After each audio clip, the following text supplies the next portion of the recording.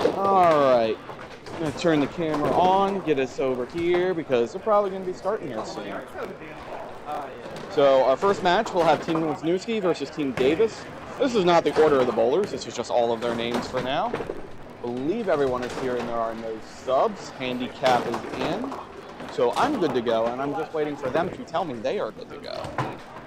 This is a matchup from Division B. So these teams have already bowled each other. I have not watched either of them bowl. But the most interesting factor is we finally on camera have Jay Davis versus JD. A match we have been waiting for, the John Davis versus John Davis match. We've been waiting for this for quite a long time. And I'm glad we get to have it on camera.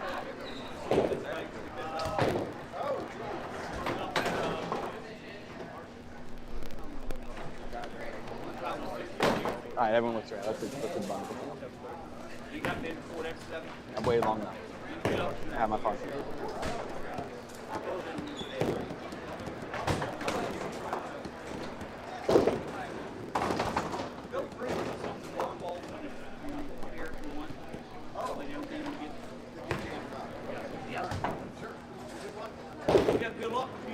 So there, because we're in the fourth. Up there we go. That's what I was looking for.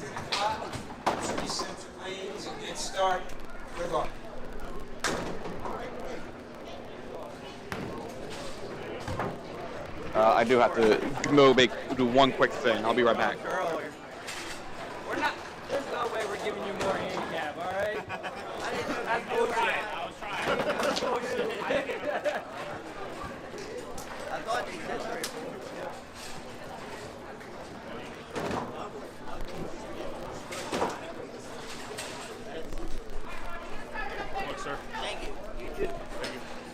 All right, JD and Tommy to fire off first.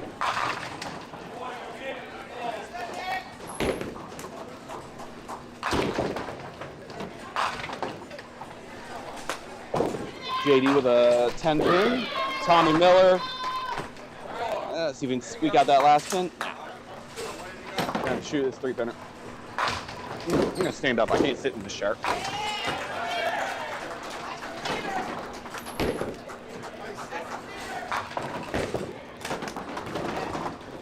JD at the single, all over it.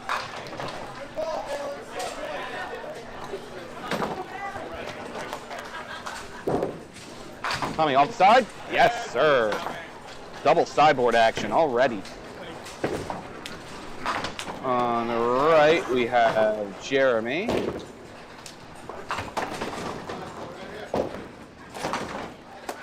And on the left, I believe that is Joe.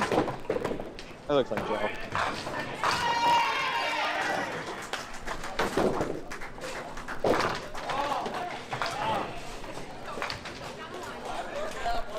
Going with a pretty ball, leaves a 2-pin, unfortunately. Jeremy with a triangle and a 7-pin. Oh, good bit at it.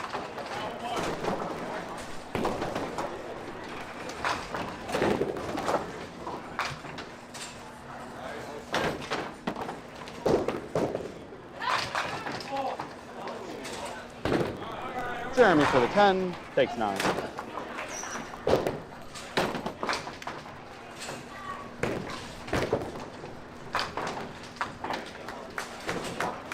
Uh-oh, look who courteously has arrived on time just as bowling has started. You are earlier than I expected you, though. That's not a good thing.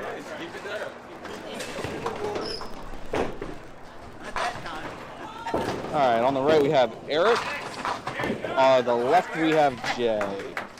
Like I put a ball where it needed to. Needed a little spin to kick the other one over. I had it. By the way, we finally have it. The JJ. Well, I also had to distinguish on my 200 chart that both of them now have shot 200 in non-entering lanes. So how did I make them look different? One is John Davis Jr., the other one is JD Davis.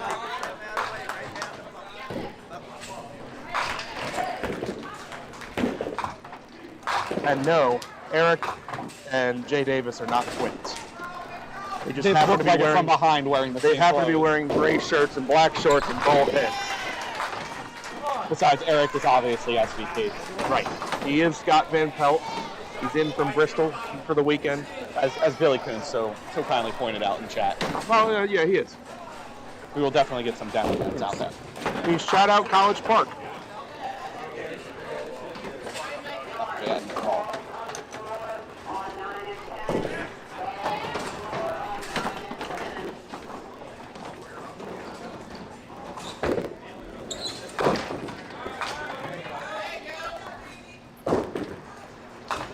So handicap in this game, 81 to 48. Pretty sure Team Davis was probably the second lowest handicap of this tournament. Maybe third. I don't know what team Peterman was taking off the top of my head. Not a lot. By my looks, it's about 40. I know during the evening shift yesterday with the substitute, D'Antonis and Brooks and whatnot team, their handicap is 17.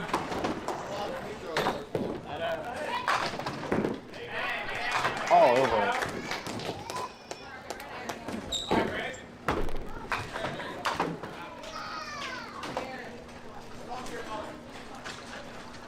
Got Greg Shriefer stepping up on lane 4. Greg, one of the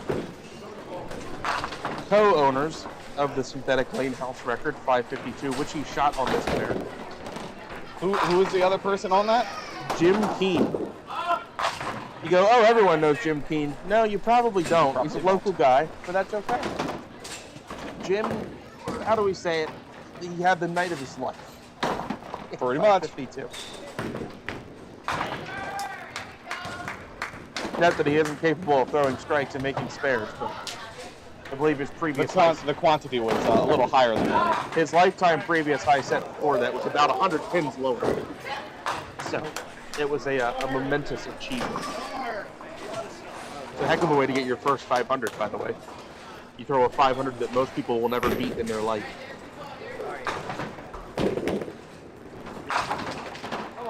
Ooh, almost. Roy breaks 9. I will say, Roy Higgs had a couple so-so games, but he consistently was plugging away in the 160s, couple 170s. I thought it was an interesting choice for the anchor on that roster. Do you have some bowlers out? It's worked. It's worked though. I would never work. Slides by the 3-pin there, but it's worked.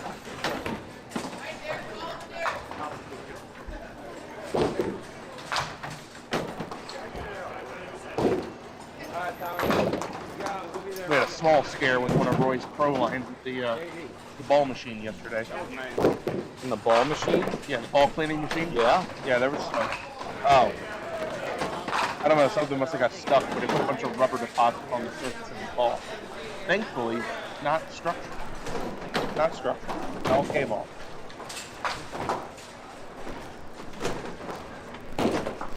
Okay. JD Davis, left flank. Check mark. JD fired 209 yesterday in the second game of the day. 9 strikes, no spares. Both bowlers actually threw 200s in this tournament. Tom Miller threw his at Parkville on Friday night. Parkville 201. And that was a strikeout as well? Tommy Osborne was a strikeout.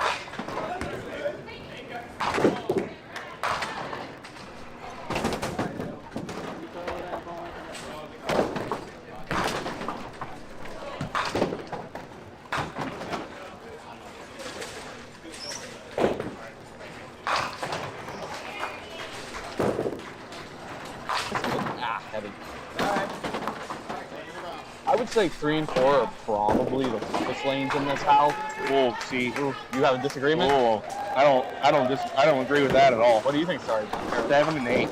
7 and 8? 7 and 8. Lane 7. Not a fan of lane 7. 7 and 8's one of the better. I always thought it was one of the better pairs. It's the most volatile. It'll randomly give out really good scores. There's a lot of nights that it scores under average. Well, I'm going to tell you I think it's 3 and 4.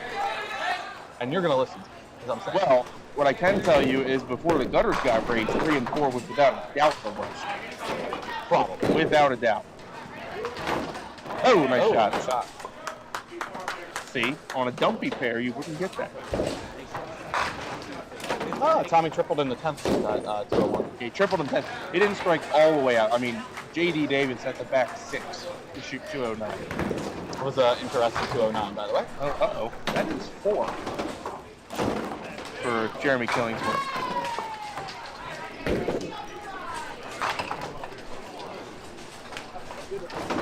Take that question. Are there any Duckpin houses in Connecticut? There are. We have a handful. We have Johnson's in Hamden, Highland in Cheshire, Lucky Strike in Mansfield, Ducks on the Avenue in Hartford, Woodlawn in, where are they at? Hartford also? Anyway, Woodlawn, got the House of Jerry, Danbury Lanes in Danbury. Check out ctduckpins.com. They'll have all the locations on there.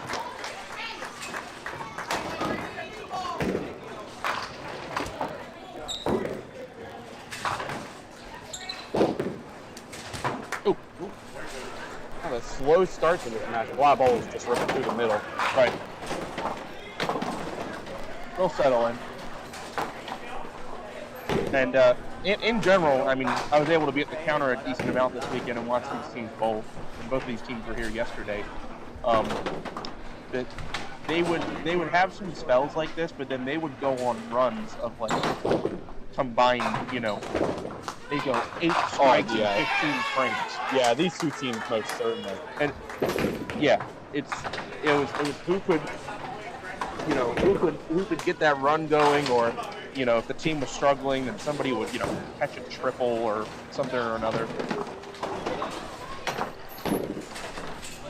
I'll say we were talking about the D'Antonis team that didn't make it today. Their best bowler of the weekend was actually the 3-hole. Atomic Andy Welling was their standout. Eddie, you know what's working this morning? Instant replay. Picture-in-picture replay shows you Eddie with that full backswing. I'll crop that a bit more, but it's good. That's the backswing that folks on Facebook Reels called completely unnecessary, but I call it completely effective.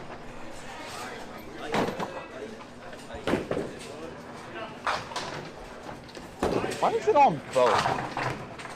Okay.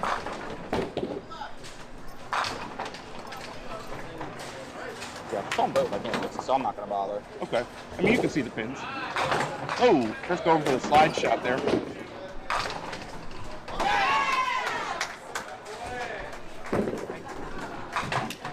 Roy no sir on the 7-8. Royal start 2 open. He's looking for a 9-box here. He'll get it. Pretty slow start to this one, but it is advantage with Newski. Yeah, they've opened up a little bit. Not too much. What I like about this is, in terms of it being a round of 8, everyone bowled the same amount of games yesterday. Everyone is equally as tired and equally as not warmed up this morning. Ooh, 7-pin for Greg Schreiber. So there's no like, oh, you guys had a double bye and you're fresh and we're tired. And we started at 10, so.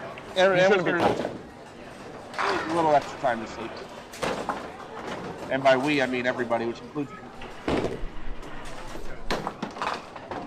Shout out the upper deck.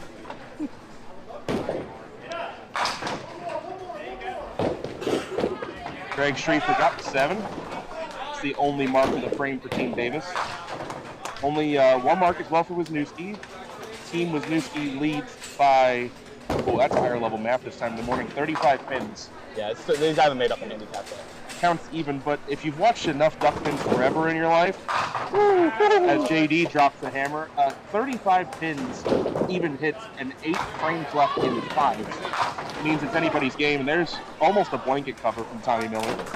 Please, 5, yeah. 35 pins in 1 frame is almost nothing. 35 pins in 2 frames is gettable. I mean, so it is rare at this point in the game in 5s that you see someone in firm control. Jeremy Killingsworth off the side. It's a inverted baby split, 3-8. odd place for that. Yep. One thing I did not see converted this weekend, and we'll see if anybody leaves it, is the Mount Airy middle rip, the 2-3. You rip the middle for 8. I saw a couple of them left this weekend, didn't see any of them converted. 3-9. No, 3-8. Excuse me, 3-8 did not get it to go. You already had one double sideboard already to make. We did? Yeah. I don't know who it was. I think it was Tommy. First frame? Yeah, his first frame. I explained I was running inside. And before anyone makes a stupid comment, yes, I was running. I felt the ground move as I stood here.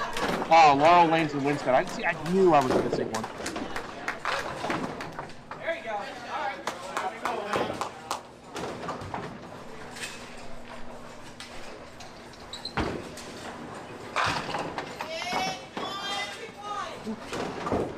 Scott Van Pelt, lane 4. Light hit, leads at 5. That's a pick. Bernie, good to see you in chat. Bernie Hipkins. Breaking news, this just in from the Duckpins Forever news desk. Bernie Hipkins, not a winner this weekend. Da-na-na, da-na-na. Breaking news, breaking news.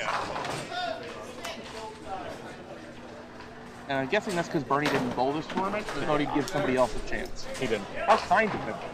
You're sportsmanlike. He's getting prepped up for the back-to-back tournaments at the end of this month. Yeah, I'm sure he'll win one of them. Jay Davis sitting on 19 in the second. High and tight. That. Good mix, leaves a 4-pin.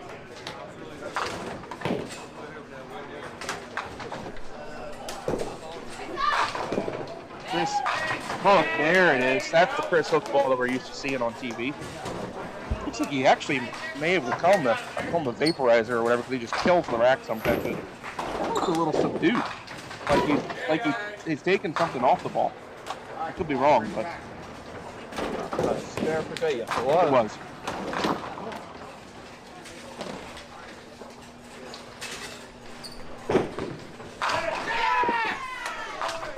I am tight with Greg.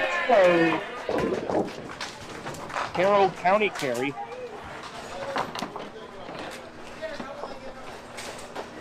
Just the 4-6 tripped out for the strike. Slowly zooming that in. Yeah. Ball's going to get stuck here in a minute. Probably. Eddie, strike Phil. For the double.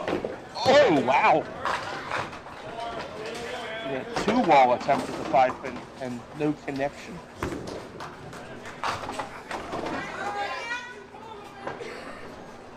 I already have off to our left in that match, Derek Haller triple. Derek Cass. Triple. Spare triple out the gate. Eddie. Oh, that ball. Look at that ball run at the end. Talk to him.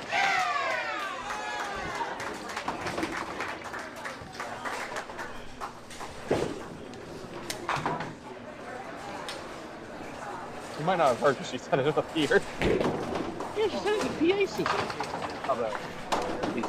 Okay. He was already up here. He's doing what I did all weekend and just trying to front desk mechanic as much as possible. All right, Roy Higgs, bottom of the third. Strong frame from Team Davis. They put up 4 marks.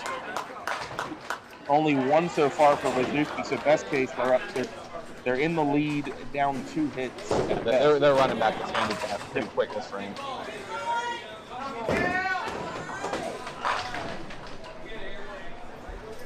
One, 3, 6. Yeah, there it is. All right, so we have a 34-pin lead for Wisniewski. They are down 2 hits. Flat. Flat, yeah. That was a Tommy Miller flat hit. That's what happened. Like, hey, where'd all the pins go? Why are those 2 still there?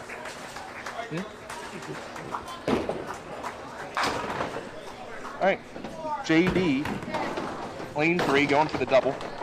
Been friendly with the strike ball this weekend, and solid 10 there.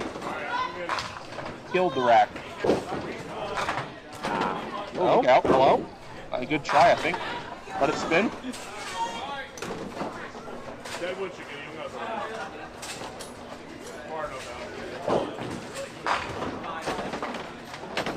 Yeah, lane 3, unfortunately, has a bit of a dead spot on the left side gutter belt. Occasionally, the pedal gets hung up, but press the pedal. Yeah, pedal. Pedal gets it every time. It's the only reason why I haven't ripped everything apart to fix it. Call me lazy. That's all right. JD sliding by in a shot I think he thought he had. Takes 10 there for 54 in the fourth. Lead down to 25 pins.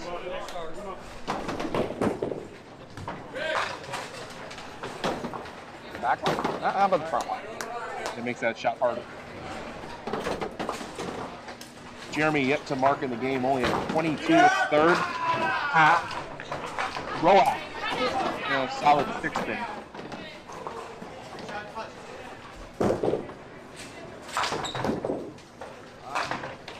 Tell the team motto on Team Davis is when the ball gets in the pocket, they just yell. And it's not a word, it's just.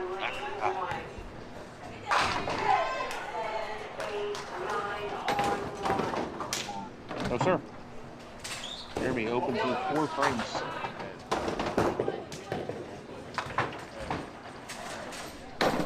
As this is counterpart, no. Joe's just held wood a little better. You're there. And 32 for Jeremy, 39 for Joe.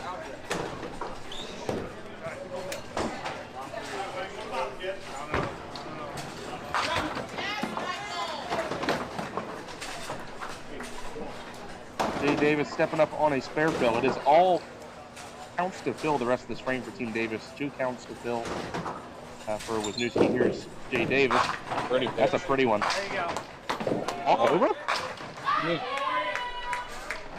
It's an interesting mix off the wall there, almost hit the 7 pin. Spare fill for Eric Wink. Doesn't quite get to the pocket, 3-9-10.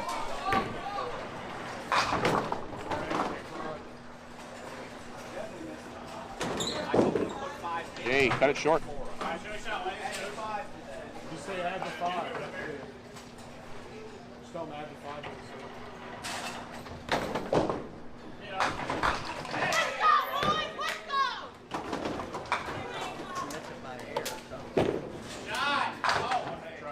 Good effort at that open frame for Eric. Jay gonna push it the other way. 9-on-9 now, gives him 47 in the fourth. Oh, big scores yet on this pair, but again, the game is still young. I watched the bottom bowler in Davidsville, Greg. He's sitting on a strike there. Already got 40 in the third. I would also expect between Chris Hook and Greg that one of them is going to catch one. Eventually, at least in this game. Well, they both have a chance to here, but we'll see if you're going to find a double at some point. The marks are sparse at the moment for Team Wisniewski.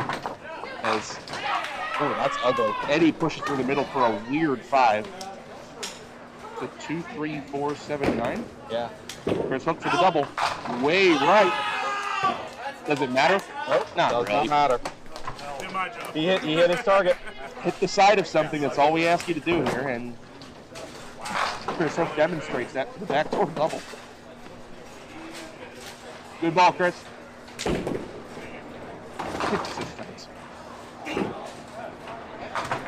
Yeah. That's a disaster. Infinitely worse. Now you got to shoot the 4-7 and maybe an 8 box. Getting maybe 7 ounces. This is not easy. For the double, Greg. 5 pin. I mean, you sit there and you wonder how, at any house, a pin could stand on a ball like that.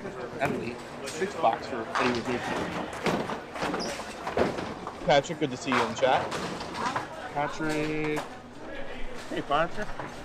Hey, we don't have Duckpins in Minnesota. We'll get on that. Greg sliding by.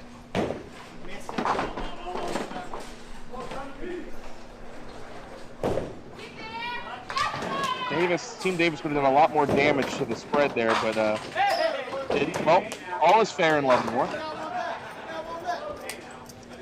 That might be me chiming in. True back. Got one back. Oh, it's in the gunner. We're good. And it's even in the belt. How about that? All right, so we head to the 5th. Lead has narrowed considerably for Wisniewski, 306 to 293. Team Davis is down 13 pins. They are up a hit. Here's JD. Bouncer. Ooh. Oh, it's still winning. Leaves a 5. Come on! Tommy had a lot of 9 drops this game. Seen a couple of strikes, but we just saw 2 backdoor strikes. A lot of pocket 9s.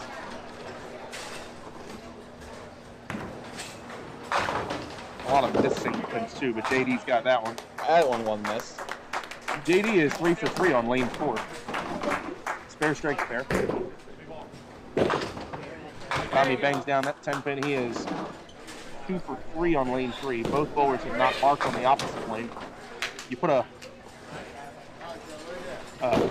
right lane, left lane, best frame thing together with 2 leadoff bowlers on an all mark game.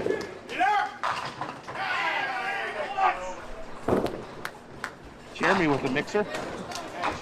Watch it behind its head. A little swishing hit. Trips the 8 out last.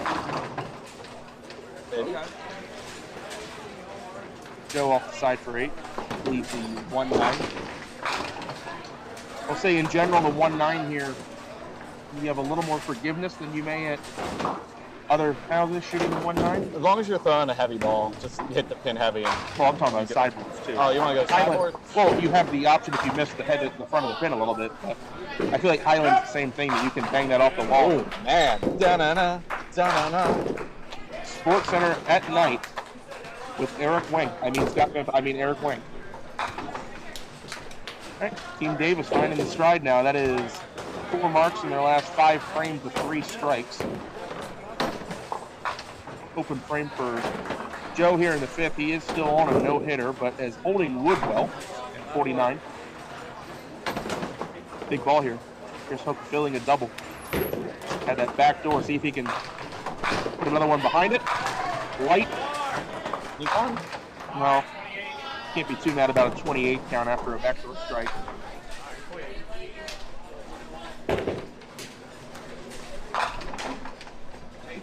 Jay Davis working on a missed single pin. I have a rule book to read here. Good reader. Yeah.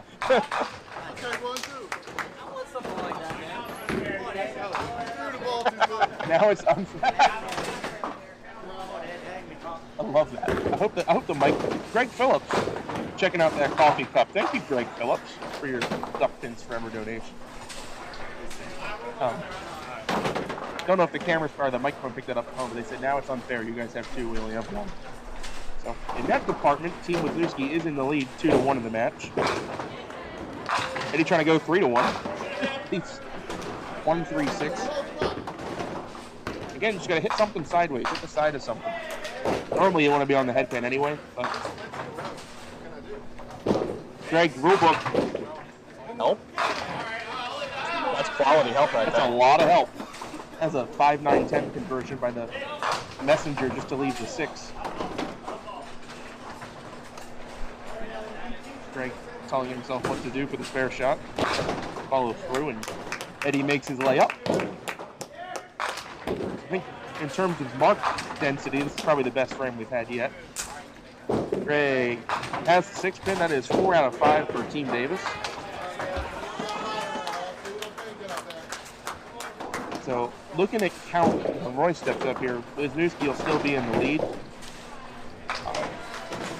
Roy can actually throw a double here. They'll be up. Could be up 5 hits to 4. Got a shot. There's a pin going over there, and then it got intercepted. Leaves a 6. So spare here. It's an even hit game, and Wisniewski's up 6. And that puts you into the second half of the match, 6 pins apart. That's when it gets fun. That's when it starts. Every ball starts to matter a little bit more. Roy will say yes to the 6 pin. There we go. 6 pin game. 4 hits to 4. And it's fun. Even hits is always a way to keep the game close, but 4 hits to 4 hits is how it gets pretty volatile. And a 6-pin difference. Oh, Tommy. 6-pin difference and 4 hits for each team. You can see a lot of swings one way or another when each team is counting 4 hits, especially when they have strikes to fill. Maybe I'll teach us both how to do it. Spare fill for JD. Tommy filled his spare with 9. Light hit going away, leaves just the 1-3. The Rocket Man pulls it. Oh.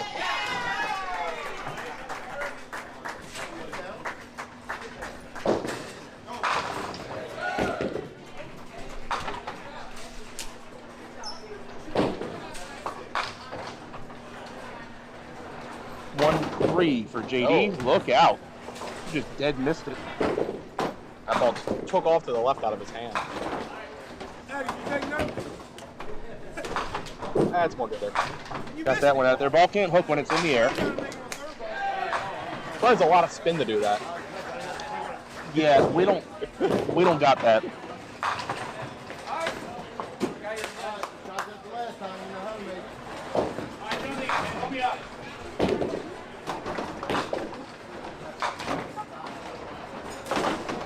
Double opportunity for Jeremy Killingsworth to get back in this game score-wise.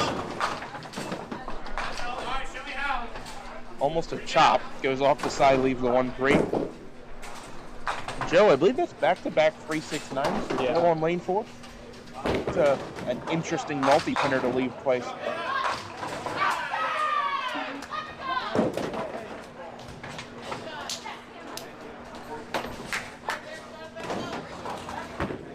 Jeremy got it thin. I didn't think he was going to get that. $20 gets him over his frame by 2 pins. 52 half, spare up in the 6. Joe's still doing a pretty good job. Walking away. 59 in the 6 with no marks. Sometimes that third ball's got to work too.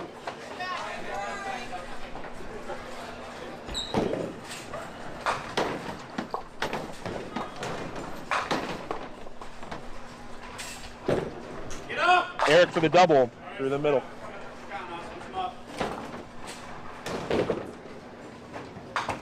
See if Jay Davis can cash in on that for his double. Look out. Very light hit, leaves the 3-pin.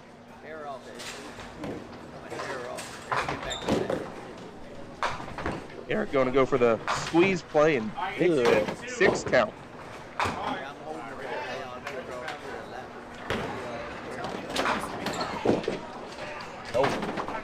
Another missed singleton. Quite a few missed singles. And for the average of the bowlers in this match, we should not be seeing as many singletons. Eric went with the quality 7 box where you hit your target pin every time and you go home sad. Three object pins for 7.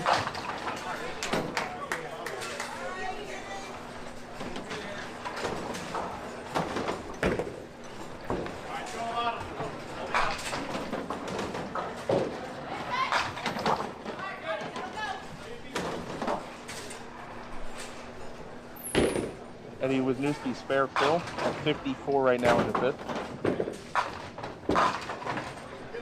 Get there, make it 64. That's a pretty looking messenger coming right over to the 10. Chris Hook. Trying to stick to the same script as the 4th frame. Off the side only 7 that time. 1-2-7 standing.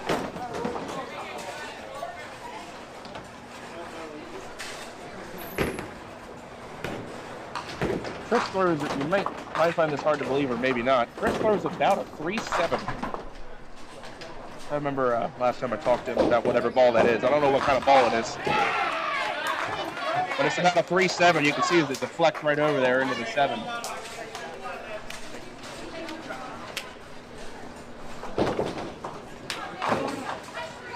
Roy with a fun multi-pinner. It's the 110. Goes in the hole.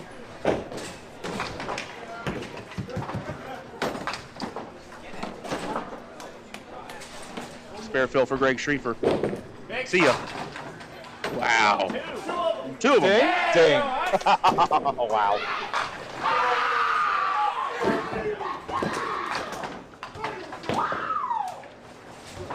Dink, dink.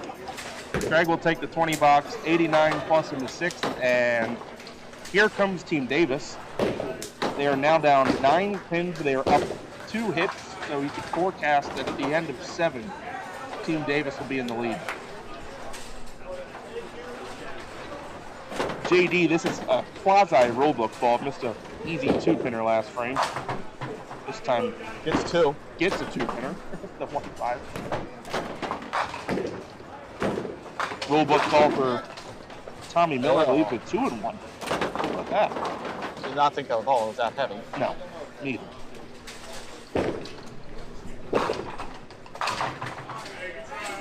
Nice second ball from JD. Just got to hold pins when you punch a 1-5. Can't always try to be the hero there. I mean, almost sideboarded that.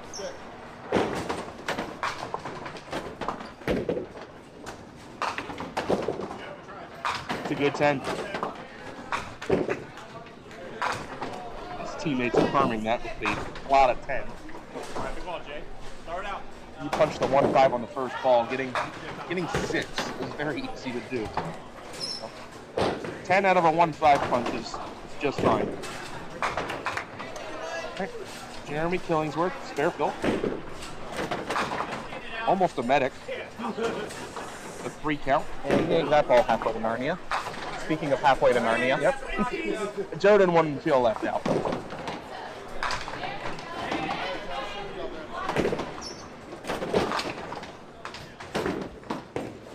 Youth League shot. Ding. What a ball. And that means Joe should make it too. Come on. Please? Oh. Booed him. Booed him. I mean, I want Joe to bowl a better game than he's having, but we do still have the chance for an all-wood 99, which I believe that would be a duck. Oh, God, my bad. We have a stupid Knicks. Sorry. I think an all-wood 98 would still be a Duckpin forever record. What time my all-wood record? No mark. But not on camera. Not on camera. I think our on-camera I record. wouldn't want that. Oh. Da-na-na, da-na-na.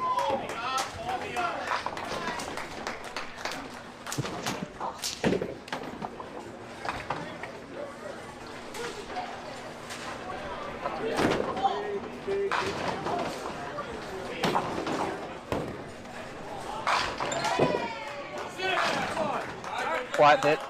5-8 for Jay Davis.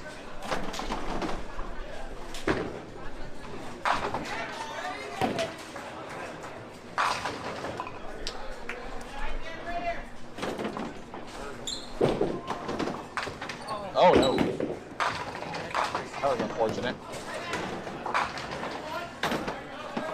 Spare fill for Chris Hope. Help. Help. Help.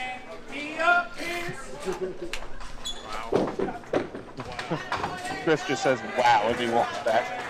Well, that's 2 apiece now. Hey, it is 2-2 on the scoreboard. We have 4 backdoor strikes in the game, 2 for each team. Team was losing me, so throw a couple marks in these last 2 spots. So Yeah, this game could get out of hand quick. Greg pushes through the middle. It is still a hit advantage right now for Team Davis, but Eddie Wisniewski could catch a double here. That would be a huge Stop some of the bleeding, yeah. See if he can put it on the head pin. Cross. Oh? Okay. That got better than it was looking. Leaves the 8 pin. Try to get the middle rip. In for the slide shot.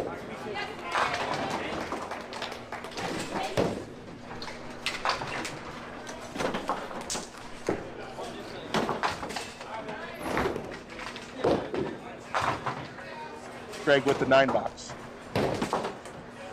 Gives him 105 in the 7.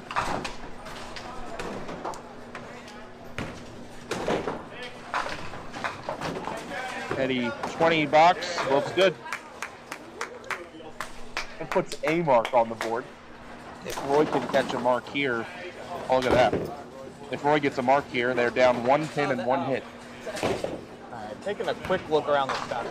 Last match, Team Gray just pulled away, man. Yeah, That looks pretty done. That's a beat down. It is a shootout on 7 and 8. Oh, yeah.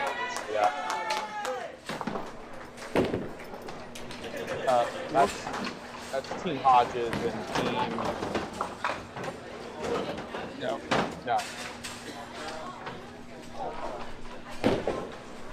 I don't know. I wasn't in that division. Whatever Chris Kennedy's team is. Kennedy. Yeah. Got it. Hey, look what I did. Roy with the spare in the 7th. We have a 1-pin match and 1-hit difference.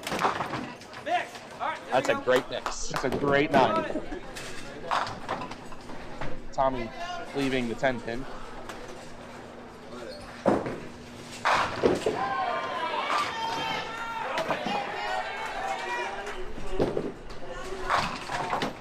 Nine pin for JD. I'll say down on 9 and 10. It's about a 30-pin match, but still good for either team. Sorry, it's a correction. It's a 3-pin match. I just looked at it better. It's a 3-pin match, and they're even hits. So that's pretty much. That's Team Schaefer versus Team Biederman. Yep. So that's pretty much a 3-frame shootout now. Hello. Just a tip, baby. Just a tip.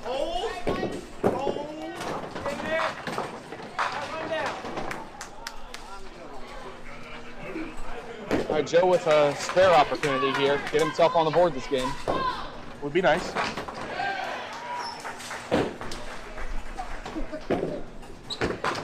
Jeremy pushing that one wide. Leaves the 1-2-5.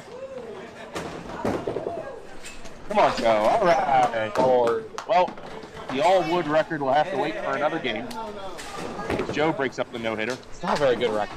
No, it's not one you want to have, unless it's 100. Jeremy. That's a clean 1-2-5, but the angle he throws is good for making that. Jeremy throws that right. He's right-handed. He throws that left to right fade. Ryan, that's a top tier comment. That's top tier. There's more backdoor strikes than guys with hair on this pair. I love that. Round of applause for a beautiful comment from Brian Holland. I will have to pass that on to the bowlers. Oh, speaking of which, we have 2 bald guys on camera right now. Eric Winkler. Look at that. Yeah, that exhibit A as to why you've never seen a 300 in Duckpin. That ball was nailed. Jay Davis with the cover. Got a little bit of 3 run pairs in a row for Wisniewski. Unfortunately, they're matching about as many. Yeah, they are pacing. Eric, good defensive bowling, gets the 20 box. It is an 18-pin lead for Team Davis. Team Wisniewski is up a hit. On the board right now is actually 5 hits to 4, with the frame current and the frame still counting.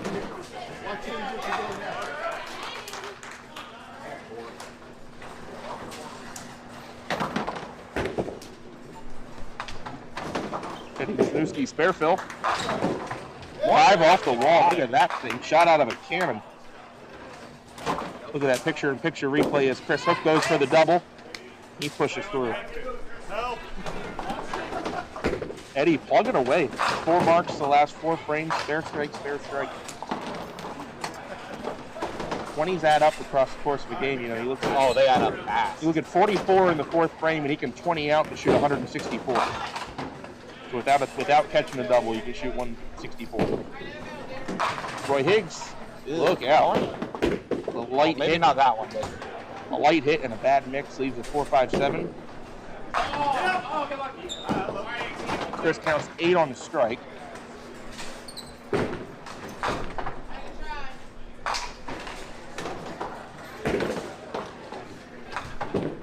Wood ball is unsuccessful for Chris, drops 2 pins. Open frame for Roy.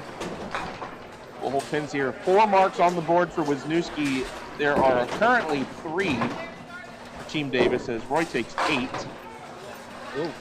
For this mark here, Team Davis will be up 9 pins on even hits. I'll see where that walks. I don't think it's walking back. JD Making trying to help it.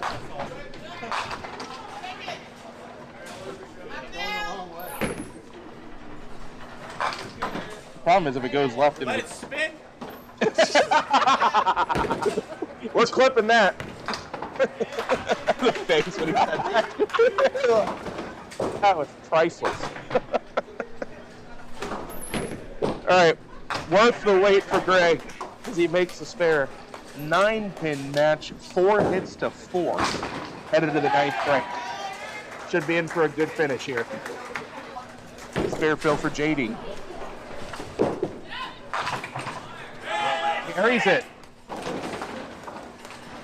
Carries it on the light hit. He dabs. Just cause. Oh, black cover from the Rocket Man.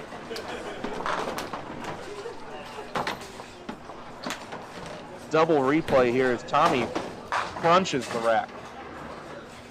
Spare fill for Jeremy Killingsworth, and it's going to be the first spare fill of the game for Joe.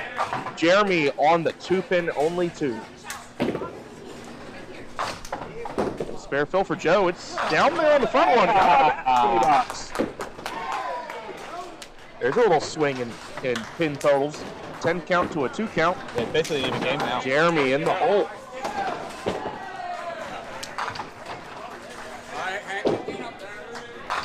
Tell you what, that team Capper, I think it's Capper, is on a monster game.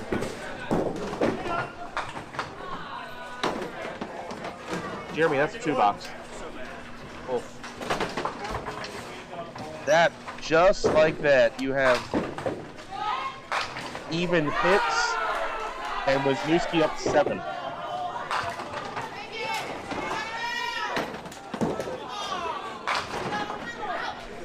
Jay Davis, spare fill. He answers right back with 2 of his own. That's an absolutely monster game. Yeah. 7-8 right now. There's some, and yeah, they're trying to go against what I said about 7 and 8. 7 and 8 heard what I said about them and took it personally. Yeah. Eric, 7-pin, will stand. Almost got that spin out of the 9 count to a 2 count, and Jay Davis way off the mark on the spare shot. Count matters a lot. Eric Wink staring down a 7-pin. That looks like a pro line in his hands for the spare. We'll walk right over there and get it.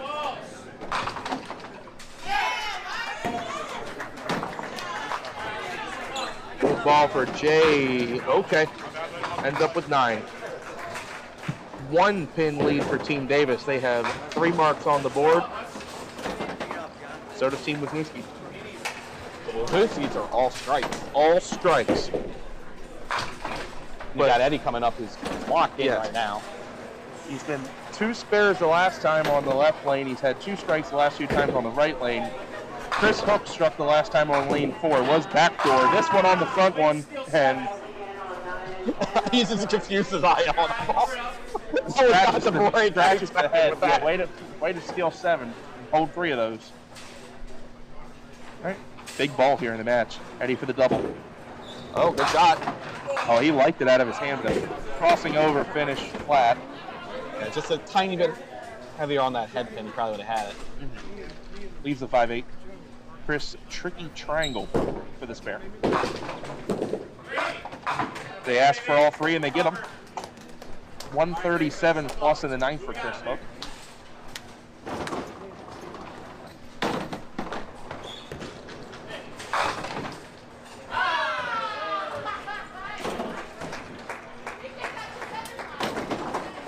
And he's staring down the 5-8 for the 20 box. Gotta go. Good serve. Open frame there in the 9th. You know, Eddie wants that one back. Spare fill for Greg in the 9th.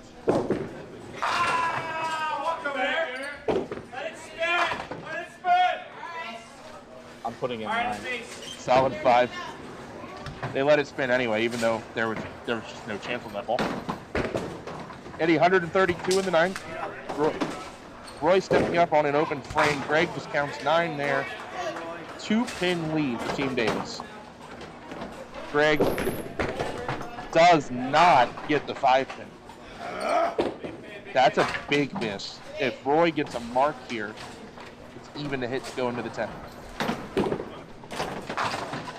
you go. Off the side for 8. Leaves a 1-2. Wood ball. Greg drops a pin. Now if Roy gets a mark, it's a 1-pin match. Am I correct with that? 3 hits to 3, right? Yeah. All right, to make it a 1-pin match. Got it. All right. 654, 653. Buckle in, everybody, and hold on. It's the 10th frame. 3 hits to 3, 1-pin match. Tommy for the double. Oh, pushes out the middle. And we start this 10th frame with strike fills for both teams. JD taking an extra second here. This is for the double, and I think the advantage in the match. Aced it. Absolutely aced it. 7 count for Tommy. That was picture perfect there, David. Perfect. Tommy takes 9, shoots 131. Massive momentum swing there in the leadoff spot.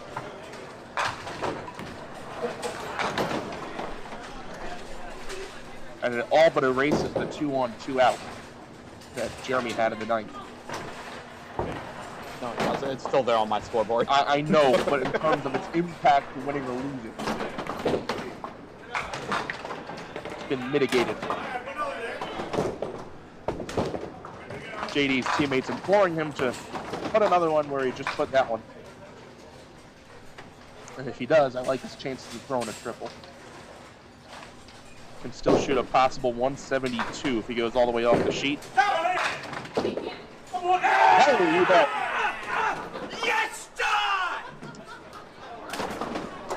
Had to wait for that all to play out. Yeah, you know what? I just let him Oh, call the back shot. door? I'll just let him call the shots from now on. Joe. Yeah, that'll really tighten the screws on him. Joe does not get the double there.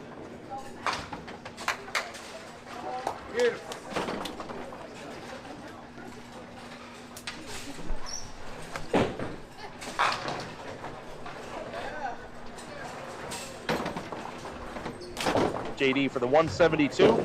Come on. Oh.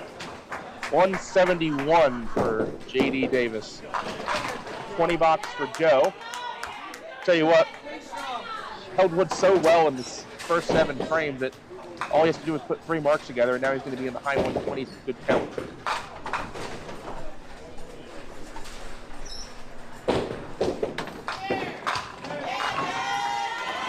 Oh, okay. Jeremy leaves the 8 pin. Count. Just getting wood here is just fine as Joe. It's a darn good 126. Considering where he was after 7, yes. And where he ended up, that's a great game. Thank you.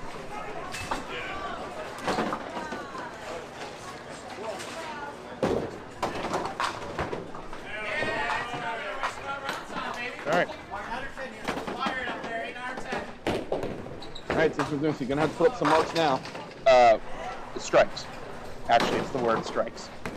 They could mark that. They don't need strikes. They can't go over. Yeah, I mean, if Jeremy throws a strike here, they're down 26 pins and a hit. Ah, Goodness. Where was that ball all game? so the team is challenging that now. Getting ball here. Side. Oh, okay.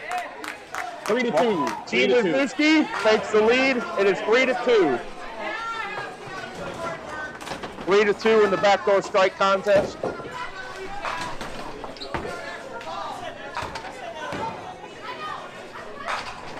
Let's see if Eric can level the score here. By the way, it looks like Team Hodges is about to probably put up about 850. And some. They're on 2 counts. Oh, good ball. They have Team Capper 823 and 2 frames left with 2 counts, and Jeff Capper just struck. That's pretty sick. That's a monster game. Curious with the scratch. I think it's Nick Morales, the guy in the middle. So the 180 in the 3 hole. Spare for Eric Wang. See if Jay throws a double. 3, 2, 1. Good job. Clean it up. 9-pinner, you bet. Backdoor strike 9-pinner for the 10th frame of Jay Davis. It's an adventurous point.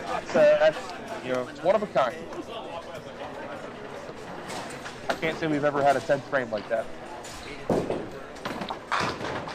Eric Wink for the 20 box of his own way out in the ocean. 5. That is 5. Shoots a respectable 142.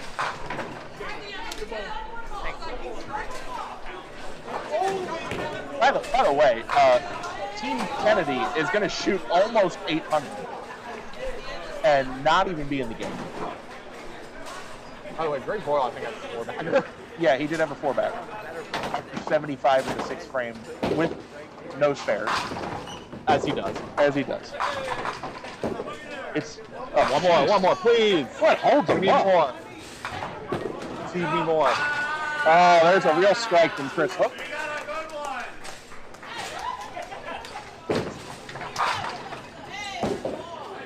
Solid hit in the 1-2. Oh, okay. Now that Chris Kennedy has thrown a double in the 10th, Team Kennedy is going to shoot 800 and lose on 7 and 8. God dang it. That's tough. Going against my script. Eddie covers the head pin.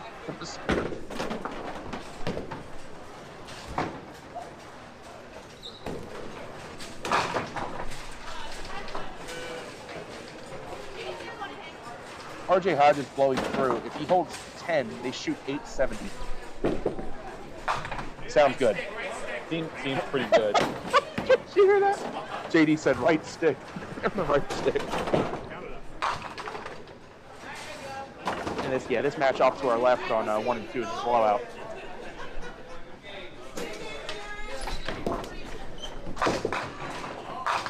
Eddie, nice finish. 52 for Eddie Wisniewski. Chris Hook leaves the 1-5 for the 8-count 165 game. 775 to 737. The pins are not there. Chris Kennedy did throw the triple. Yeah, they shot 800 on the nose.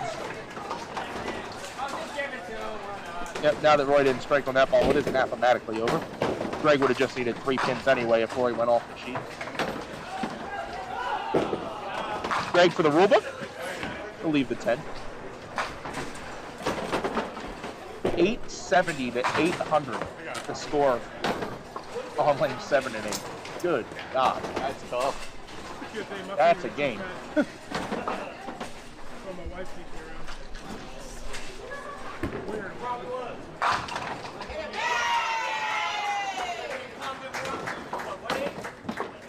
See if Greg practice the spare shot and he gets it. They're going to fall just short of 800. They could shoot an interstate. Put the strike on the fill. Greg does need a backdoor strike here to tie the game at 3-3. It's important. This is an important ball. Absolutely no reason.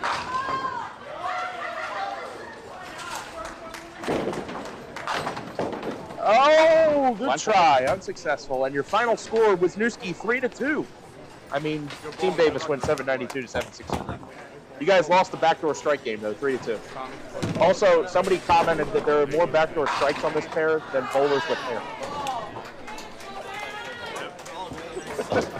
Which, by the way, now that I'm actually counting, it might not be a stretch to say that. It's about a push. I think there were 6 bowlers. All right, Dave, are we going to take a short pause? I can swap over. We'll be right back, folks. Looking for something fun to do? How about bowling? Bowl at Thunderhead Bowl for the best in duckpin and 10-pin bowling at 2 locations, both Westminster and Tawnytown.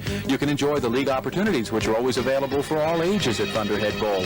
And both locations are open 7 days a week with a snack bar and restaurant specials to ease the hunger as you have fun. The Pro Shop has a complete line of bowling equipment and accessories designed to improve your game. If you'd like information on open bowling, adult and youth leagues, contact Thunderhead Bowl, the family fun place. Break the cycle of boredom at Highland Bowl. Duckpin bowling at its best. Highland Bowl features disco ducklo bowling, bumper bowling, leagues, and more. Plus, Highland Bowl can host your next birthday party or corporate event for even more fun. While you're there, enjoy delicious food and drinks from our snack bar, or have fun with your friends at the arcade. Highland Bowl in Hartford offers unlimited games up to 2 hours, just $7.99 per person, including shoe rental. For family fun, it's Highland Bowl on the Hartford West Hartford line. Updated hours and more info at cthighlandbowl.com. Make your own duckpin magic happen this season at Fairlanes. We have the times, the leagues, and the people to give you the best duckpin bowling experience possible. Fall-winter leagues are now forming at all Fairlanes bowling centers. Come in and reserve your spot for the most magical year ever. Get in on the fun, the excitement, and the action of duckpin bowling. There's no trick to it. Just visit any Fairlane center and pick the league that's best for you. You'll enjoy the experience. We guarantee it. Got the winter blues? Tired of sitting around the house watching reruns on the tube? Get in on the action and go duckpin bowling. Grab your family and grab your friends and find out how much fun and excitement you can have duckpin bowling. Be a part of the action and head for your local duckpin bowling establishment. There are plenty of lanes available and you won't know how much fun you're missing until you give it a try. Duckpin bowling, the cure for the winter blues. It's exciting, it's entertaining, it's challenging, it's fun. It's Duckpin Magic. Duckpin bowling is lots of fun for the whole family. There's no need to be an expert. Duckpin bowling is easy to learn, but it's the challenge that'll keep you coming back. Even little hands can control the ball in duckpin bowling. Join a league or we'll help you start one. And with duckpin bowling, there's more bowling for your buck. Discover duckpin bowling and you'll discover Duckpin Magic at any of these locations.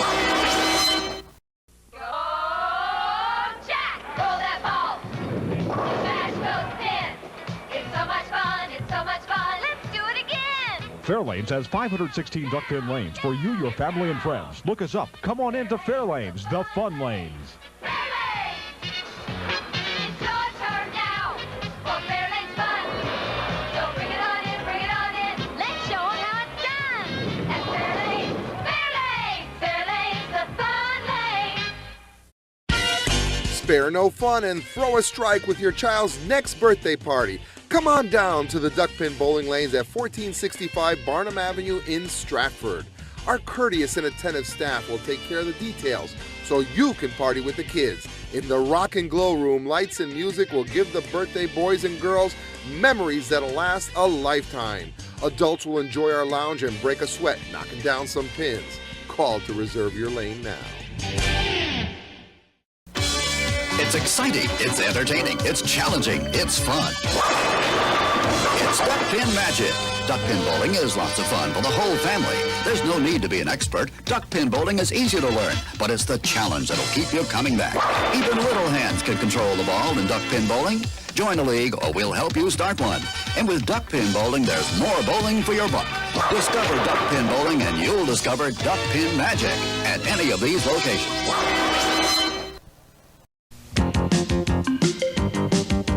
Duckpin bowling, reach for the sky. The ball's in your lane. Make it fly. Keep the ball rolling out, give it a try. Little ball, big fun. Reach for the sky. This weekend, reach for the sky and make the Ducks fly for only 50 cents a game at these Duckpin Fun Unlimited centers. Reach for the sky. Duckpin bowling, reach for the sky. My oh my. Duckpin excitement. Duckpin fun. Duckpin bowling at Johnson's Lanes in the Hamden Plaza. Discover enjoyable low-cost fun for the whole family. Whether you want to join in a league, play for fun, for exercise, or are planning a special birthday bowling party, Johnson's Lanes is your Duckpin bowling center. Don't miss the fun. Fall and winter leagues now forming for teams or individuals. To join in, call us now. For the young and young at heart, it's Johnson's Duckpin Lanes in the Hamden Plaza. Hello, we'd like to clear up some misconceptions about duckpin bowling at Fairlanes. This is a duck. This is a duck pin. Note the absence of webbed feet. This is a flock of ducks. This is a flock of duck pins. The object of duck pins is to hurl 3 balls, bang, bang, bang, and knock them all down. Exhilarating. The object of ducks is to be ducks. Now you may proceed to Fairlanes. We're quite sure you'll find duck pinning everything it's quacked up to be. Sorry. It's exciting, it's entertaining, it's challenging, it's fun. It's Duckpin Magic. Duckpin bowling is lots of fun for the whole family. There's no need to be an expert. Duckpin bowling is easy to learn, but it's the challenge that'll keep you coming back. Even little hands can control the ball in duckpin bowling. Join a league or we'll help you start one. And with duckpin bowling, there's more bowling for your buck. Discover duckpin bowling and you'll discover Duckpin Magic at any of these locations. Break the cycle of boredom at Highland Bowl. Duckpin bowling at its best. Highland Bowl features disco ducklo bowling, bumper bowling, leagues, and more. Plus, Highland Bowl can host your next birthday party or corporate event for even more fun. While you're there, enjoy delicious food and drinks from our snack bar, or have fun with your friends at the arcade. Highland Bowl in Hartford offers unlimited games up to 2 hours, just $7.99 per person, including shoe rental. For family fun, it's Highland Bowl on the Hartford-West Hartford line. Updated hours and more. All right, we are back. I'm going to update this to semifinals and we can get started. I got done in record time, guys. I'm done before they're bowling. And I'm here before they started this match. Yeah, you better laugh at that. That's funny. Good luck, you guys. Let's have some fun. Good luck. Good luck. Good luck, everyone. Good luck. All right, so and the other quarterfinal match is Team Davis versus Team Gray. They are on 7 and 8 this game. Our finals pair will be 5 and 6. Nick, good luck. I was wondering why I was pointing at you and saying good luck. That was confusing. Nick Morales. I know. I got that. Oh. David has committed the first assault of the day in the booth. All right, handshakes, and we are ready to rock. Leadoff bowlers Marvin Dorr starting on the right lane, Mark Schwabline on the left. I'm not switching sides because they're correct up top. Those are just pointed the opposite way. We're following the monitors. Mark Schwabline going to start out with a 5-pin and a triangle for Marvin.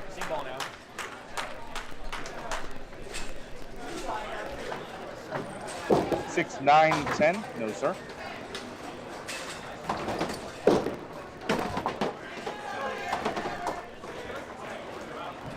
Mark at the 5-pin. There we go. When your team handicap is 39, you need to make it. So that should be a total of 49 for Team Biederman, and then it should be a total of 86 for Capper. There we go. Handicaps are correct. Isn't that nice? 2-hole match is Greg Boyle, no stranger to Sunday team tournaments, and Haley Brown.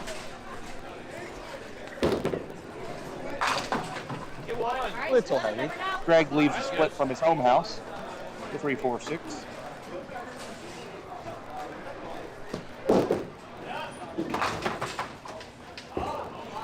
That was a mix. Leaves the 5-pin on a terrible hit. This was not a very good hit at all. Barely hit the head pin.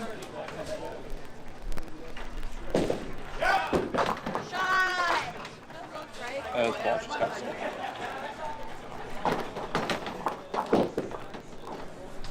Haley missed it on the spare shot.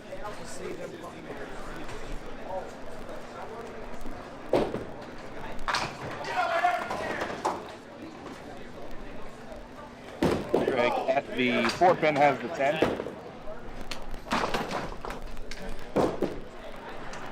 Haley way left to target, 9 box.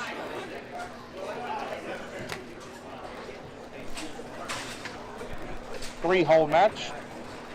2 more Southwest bowlers, because these are almost all Southwest bowlers, but some not all. Nick Morales, Abby Schlein. Abby was blasting doubles at par 3 yesterday. That sounds about right. I think she had trouble getting strikes, but no trouble getting doubles. Oh my. Look out.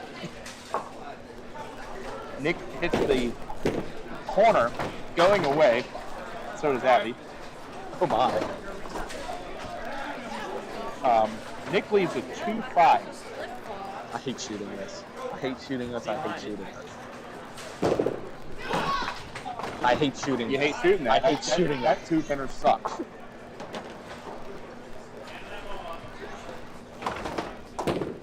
That's better.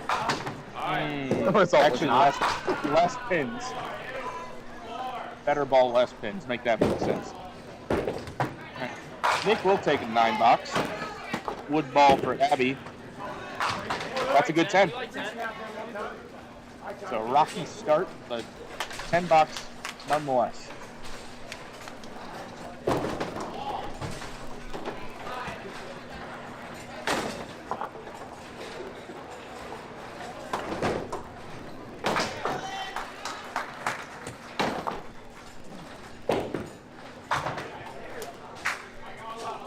Jeff Capper, John Biederman. Your 4-hole match. Here's Jeff. 3, 2, 1. Medic. He'll blame the approach for that delivery. John Biederman, look out. We are a little bit off our spot to start this game. You don't say.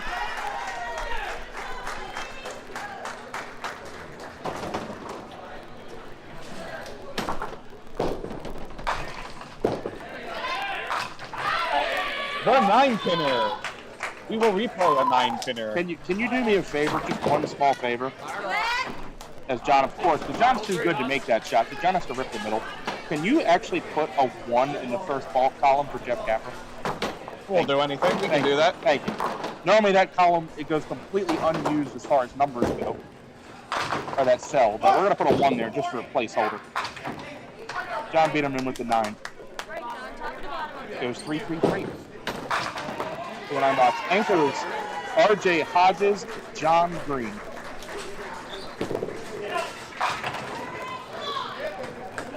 R.J. poos it in there on the 2-pin and leaves the 6-pin with housekeeping.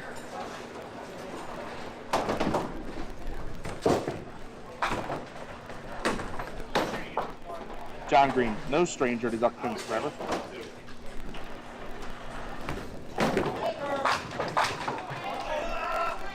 He blows through the middle for 6.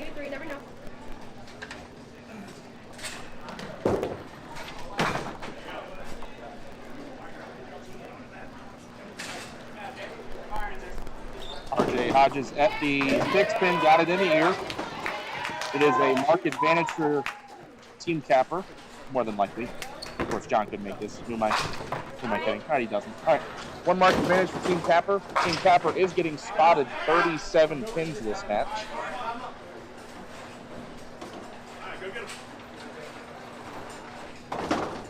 I think if we would have got to see, was Colby's team name Team Dan Thomas? Yep.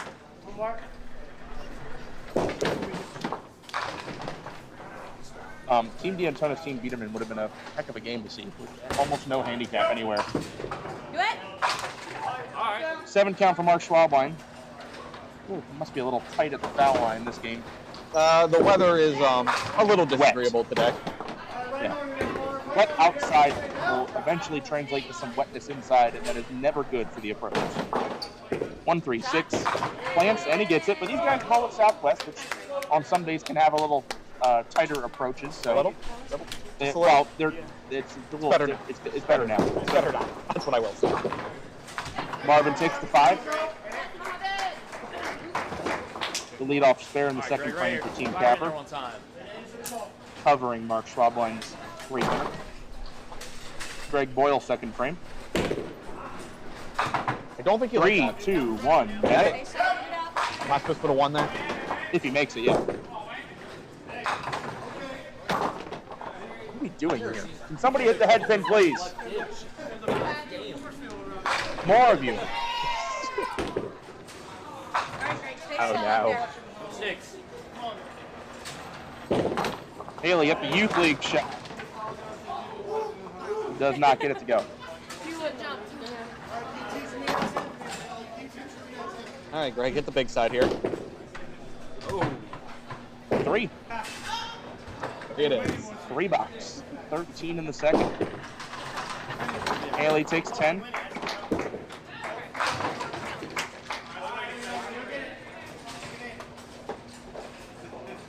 All right. Beach Soccer World Cup. I love beach soccer. Beach soccer's crazy. You have to be crazy Half athletic for that. 50% of the goals are just bicycle kicks.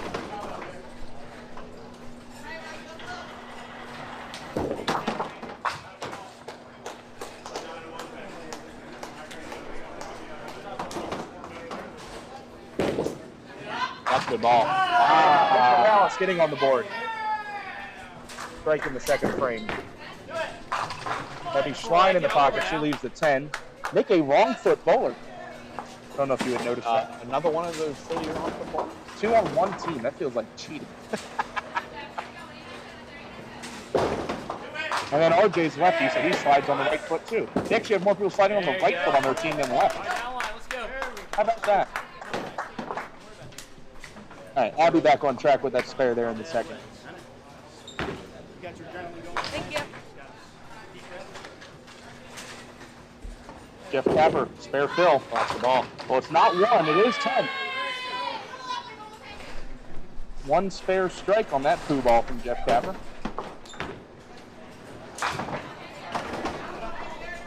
Do it. Get over there. All right. John Biederman a 10 pin. Turn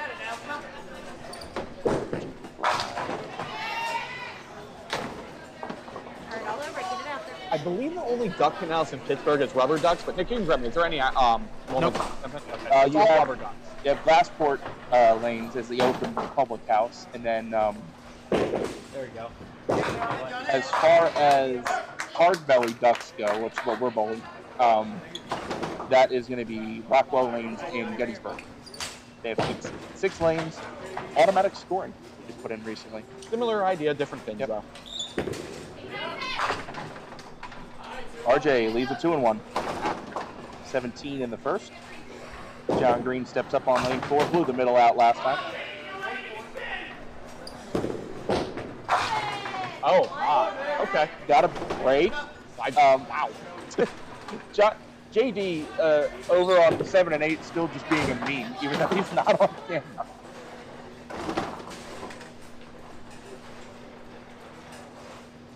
All right, John taking a little extra time with this 9 pin. Bears down, and he gets it. 4 marks to Team Biederman. Found another one of your 200-game bowlers this tournament. Yep. RJ, nope. 8 box. That is a 1 mark advantage for Team Capper, for Team Biederman. They're up 4 marks to 3. And Team Capper leads by 53. Spare fill for Marvin. 2 more. They asked for 1 more, they're going to get 2 more. Marvin spinning out the 7-8 for the 20 box. There they go. Mark Schwabline looking to cover. Hold it. Not that pulling it's always been bad on this pair this morning. There's been some back doors on lane 3. As long as you get between pins, you're fine. Yep. When you're not between pins, you're in trouble. Oh, Haley gets that is a Dave Jones conversion on the first ball for Haley Brown. I made a Jade Jones this tournament for a spare. So she has a chance. You know, since I came up with the name, we have not had the reverse Dave Jones made on camera. It's not an easy shot. This is the Jade Jones for Haley Brown. And the Jade Jones wins again. Yeah, it's kind of a pound the body shot. Yes, you've got to nail the head pin or hit it very thin. And there's no in between. Oh, and anything Andrew, between them, you get 1. Andrew, Nick will love that. Nick will love hearing that, Andrew. I'm gonna let him read it himself. Oh, Andrew, thank you. Not sure if it's the lighting, but the pins look extra bright white on my TV. Yes, they do, because we upgraded our deck lights, and I have loved them. The funniest thing about the deck lights, though, I bowl with Joe Ranier on Wednesday. Yep. And if there's a pin somewhat out front, the lights don't go out That's as far. correct. He thinks that the sweeper won't get it every time. That's correct. They are 50-watt LED light bars. They are nice and bright. So I had to tell him, like, Joe, the sweep will actually get that. It's like the lights out. Like the sweep will get it. And they probably think something, well, again, because it's not a tube, so it has a decent beam angle, but it's not as much as a tube would be. But it very much lights up this hostile battle. Get that back one? Get another one? Why not? Yeah. Pins. All right, there you go. New drinking game. Every time they throw a backdoor on television today, take a sip. So far, you're 5 sips in. Way to death. Yeah. And if they make a 9-pinner, you got to finish the bottle. Gotta finish the drink. Please enjoy responsibly. No, it's Sunday. We can't drink yet. It's not noon. Sorry. Carroll County. Nice try. Carroll County, we're good. Nick Morales with the 20 box. Yeah, you can drink right now. That's Frederick County. You can't do That's that. correct. We are in Carroll. We'll like it. Abby at the 4-pinner. Nice shot. It's the beer and wine stores that are closed on Sunday. Right. They don't want you going into the beer hall and bringing in your beer to church. Yeah. Well, because the church already provides their own. Yes, I know. That nice church wine. And by nice church wine, I mean Catholic specifically. It's just church wine. It's not Grape juice. No, it's just not good. Jeff, strike field. Yeah, takes out the 1 pin he doesn't want to take out. Leaves the 3-9 chop shot. John Biederman's fair fill. That's in the pocket. Tight. All right, cover him up. Couple pins working. Leaves the 3-6.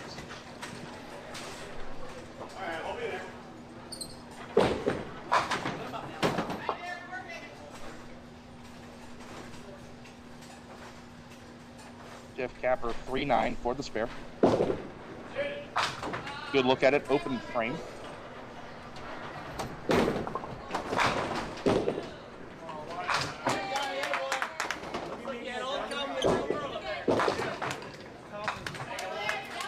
Do you want anything to eat or drink? I mean, if I did, you wouldn't have to buy it for me. I'll just take it out of your pay.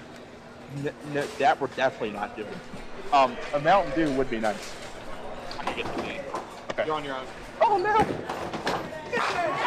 John, yes, John. That was just a classic John Green ball right there. We did. RJ Hodges will close out the 3rd frame. Team Biederman will be up a hit, possibly 2. RJ gonna leave the 7. No belt help.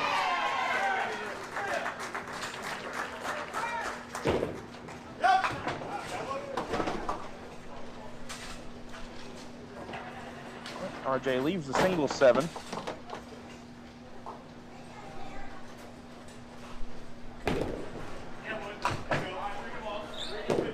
That looks pretty good. He's got it. All right, at the end of 3, it is Capper 265, Biederman 215. Team Capper up 50 pins. They are down a hit, 4 hits to 3. Here's a strike throw for Marvin Dorr. Off the side for 6.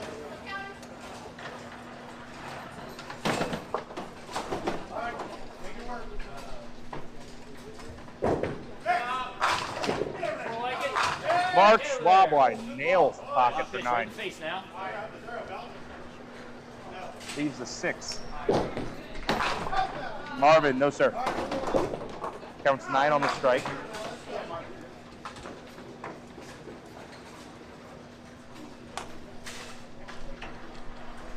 Wood ball for Marvin is unsuccessful. We'll have 58 in the 4th.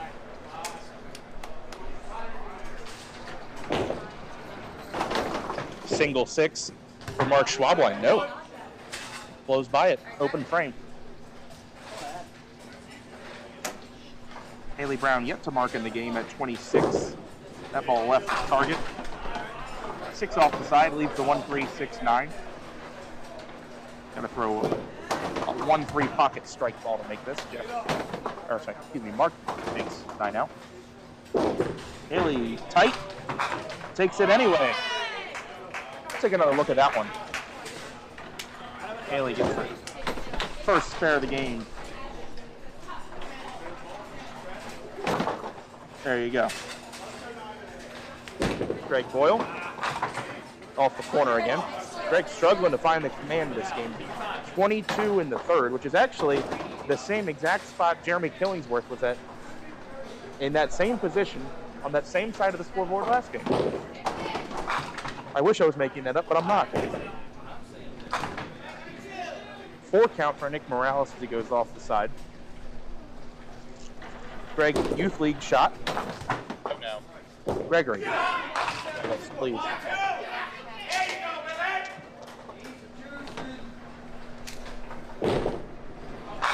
6-pinner, no sir. Great idea with that. Yep. He's on the right part of the head pin, just didn't get it to carry back. Wood ball for Greg Boyle. I'm gonna say he steals 8.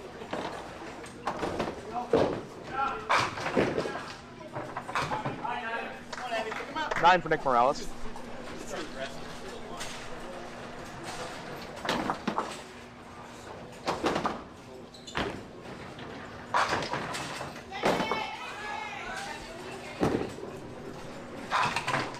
Just off the head pin. Break pinner to shoot at. She'll take that break. When you're a bowler of Abby's caliber and you see that ball starting to drift off the head pin, you're just hoping it's not too. Yeah, come forward. We're not going to steal that. Open frame. A couple missed spare breaks here in the 4th frame for Team Biederman. Jeff Kappa. Light hit. Good break, leaves the 3. Very good miss. Jeff, I believe, a ball we don't get to see too often. We'll see it every now and again. Jeff throwing cyclone urethane. I believe. I know a few people throw that. I imagine Dylan Hanshaw is throwing his. Yes. He likes to throw that a lot. I'll have to ask Jeff, but I'm pretty certain those are cyclones. Old school EFCO urethane. Half turner for Jeff Tapper as he covers. Yeah, it's not that they're unpopular balls. There just aren't that many of them that people throw. Correct. They're also not made anymore.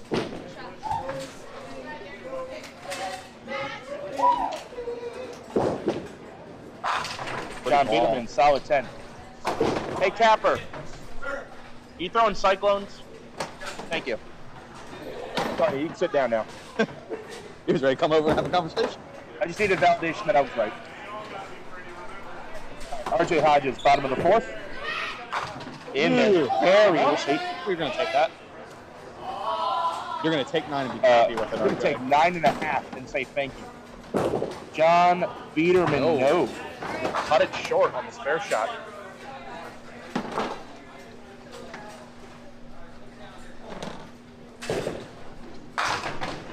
I will say, looking over at our other semifinal match, there's a respectable density of strikes on 7 and 8.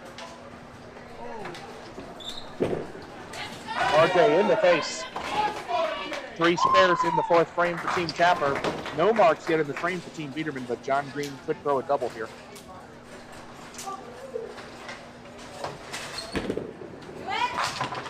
Please? Okay. Very tight, but splashes out most of the back row to leave just the 10. The theme this frame for Team Biederman is all missed spare breaks. Mark missed a single. Greg whiffed the 7-pinner. Abby missed the 3-pinner. John missed a single. And while on the other side, Biederman. Team Capper made all of those. Yep, they made all their breaks. Oh. All missed spare breaks in the 5th frame. I'm going to call the 7-pinner a spare break because he just completely whiffed it. But that is 5 missed spares in the 4th frame for Team Biederman, and that is a disastrous frame when you're spotting 37 and you're already down scratch. They are now trailing in the match by 41 pins and 3 hits going to the 5th. And Mark cuts back. It's still gettable. They're just not in a great spot right now. Still plenty of time in this game. Still 6 seconds left to go. There's time, but it's just you would like to not be in this position because you want to chuck away at the, just hack away at that. Look at this spin. Maybe. I think I'm 1. This could get ugly though. This could. No. Oh, okay. Nah, That could have hit just the 6-pin, and that could have been ugly. Thank you for letting it spin. Glad you didn't regret it. Yep. Yeah, you almost regretted it. Tricky triangle for Marvin Dorr. He says yes. I think he left that on the 1st frame, lane 4. Ooh, through the hole. 8 out. 8 out for Mark Schwabine, a 69.5. Marvin Dorr, 68 plus. That mushrooms the lead a little further. Team Capper up to 43 pins. Haley Brown, spare fill. Tight. That might walk. I kick. It's going to be 9 in the meantime, and 9 it will be.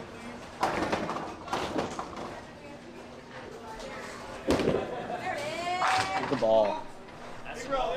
Rolling out.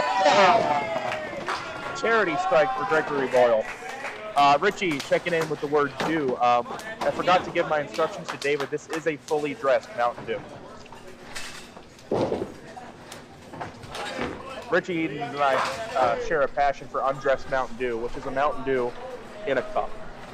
And when I mean in a cup, I mean it is Mountain Dew in a cup that is this. There is no ice, there is no lid, there is no straw. That's why they have a rim on the edge of the cup. You put your mouth on it and drink it. So disgusting. I cheers to you, Richie, an undressed Mountain Dew on this No Bad Sundays. We're civilized men around here. Richie is a civilized man. He likes the finer things in life. Mountain Dew without ice. Listen, Richie saves us quarters and quarters a year by not taking that lid and straw holes. 3, 2, 1. Medic. Meanwhile, Abby converts the pin that Nick just took out. She spares in the 5th. She's back-to-back marks on lane 3. Do we have another 9-pinner? We do not. Now we have a tough-to-get 7 box. Yeah. Par is 7 here. It's easy to go under par. John Biederman looking to read the rule book. That is left of target. How far was it? Just left it up to strike, Dave. Nice count. John Biederman throws 11 pins down center straight, going and never to return. And Nick hits par. Hits the 7 box. Just fifth capper with that 5th frame test slide.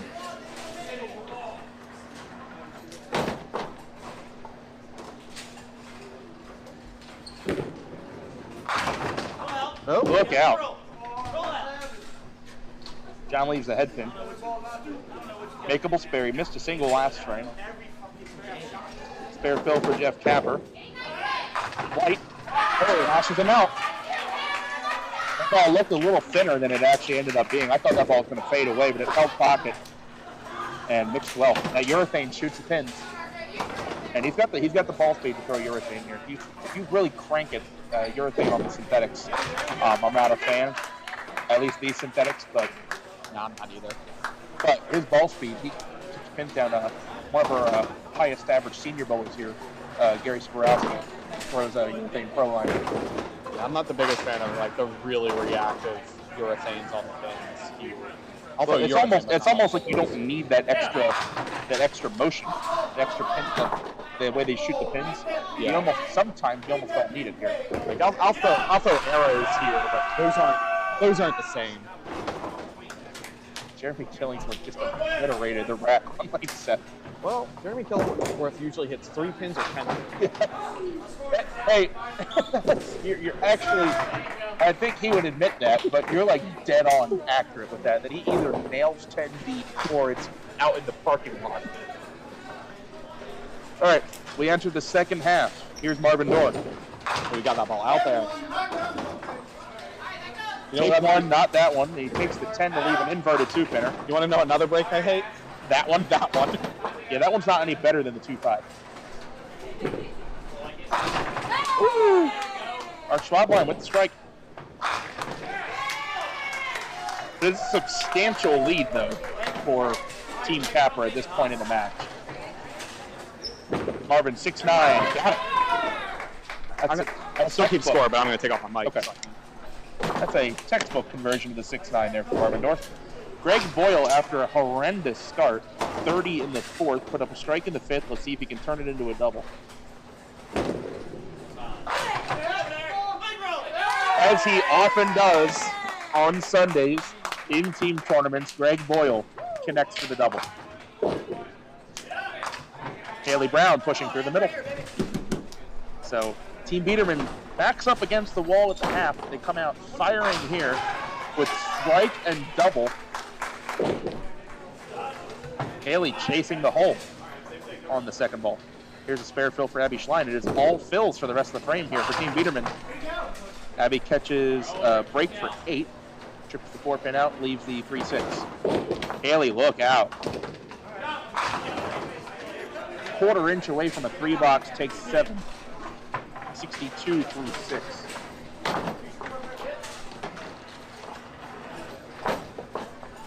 3, 6. Yes. That is 1, 2, 3, 4, 5, 6, 7 marks in a row for Team Biederman. Here comes Team Biederman. Second double of the weekend. That is 7 straight we like after God knows how many missed breaks. Nick Morales trying to stop the bleeding. Okay. Yeah, whatever. And the crowd goes dead silent. John Biederman for the double. Chance. There it is. John, a true read of the rulebook. Missed that single pin in the fourth while working on a spare. Comes back and packs the 5 at the next 2 frames. Double up, and that is how many? 1, 2, 3, 4, 5, 6, 7 hits on the board currently for Team Biederman. Look out. This could be the momentum swinging frame of the match. John Green for the star frame for them to go 9 out of 10. Runs it out. Oh, 6-10. There's a lot of business firing over at those 2 pins. Jeff Capper got to play some defensive bowling here, catch a double. Team Biederman pulling the pins back in a hurry. Jeff with a double. Got it. Cures the shot in the 1-2 pocket. Take another look at it. Killed him. 10 gone. John Green for the star frame 2-pinner. Yes. We have a star frame in the 6th. Team Biederman 9 out of their last 10. They have 2 doubles on the board, plus a single strike fill. No bad Sundays to you, sir. Doing dandy. And that was the pest control man of the Mount Airy area, Rob Yao. Oh. 7-8 on a rocket for RJ.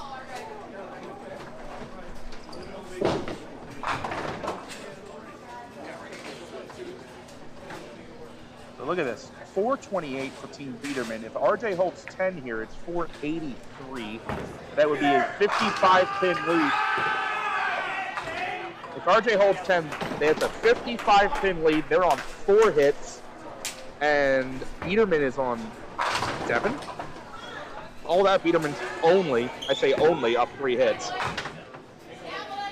By the way, off to our right, Jeremy Killingsworth, the 3 or 10, he went for 10 again, and that's now 3 strikes in a row. Marvin Dorr, start the 7th. Spare fill off the side for 7. Mark Schlabwein is the single strike fill for Team Biederman. I imagine you will see him run this one out if he throws it well. He didn't like that one at all. 2-8. Still working on the 2nd ball count. Marvin covers the spare.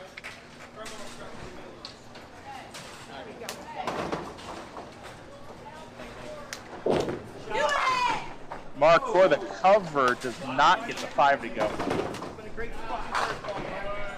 Just about perfect placement for it. Didn't get the 5 pin to carry. Haley, the low score on the pair at 62 in the 6th, and she punches through the 2 pin again. Mark covers for 10. 98 through the 7th. There's a lot of strikes on 7 and 8 right now. A lot. And maybe it is for me. Just for me. I don't like it. 8. I hit 8 well. I just don't hit 7 well. Greg Boyle.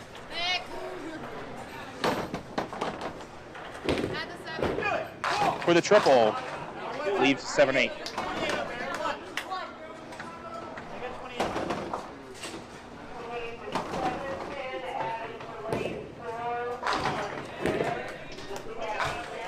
Craig takes his medicine. 8 count, 9 count.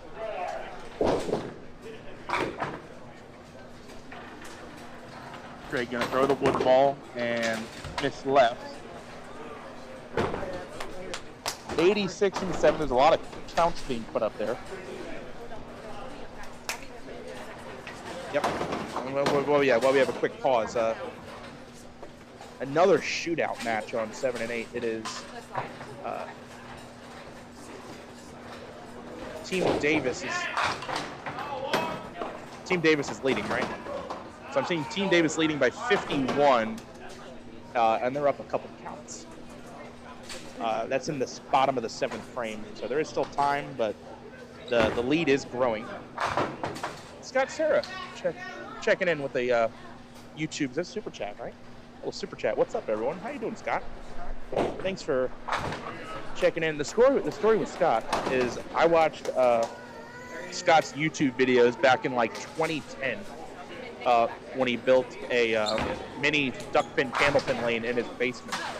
The only thing that frustrated me about it was when I watched him bowl duckpin, he had like 1 target and 9 strike masters. And there's nowhere good to hide it except maybe the 5-pin. But then if you leave the 5-pin all the time, you're going to blame the target.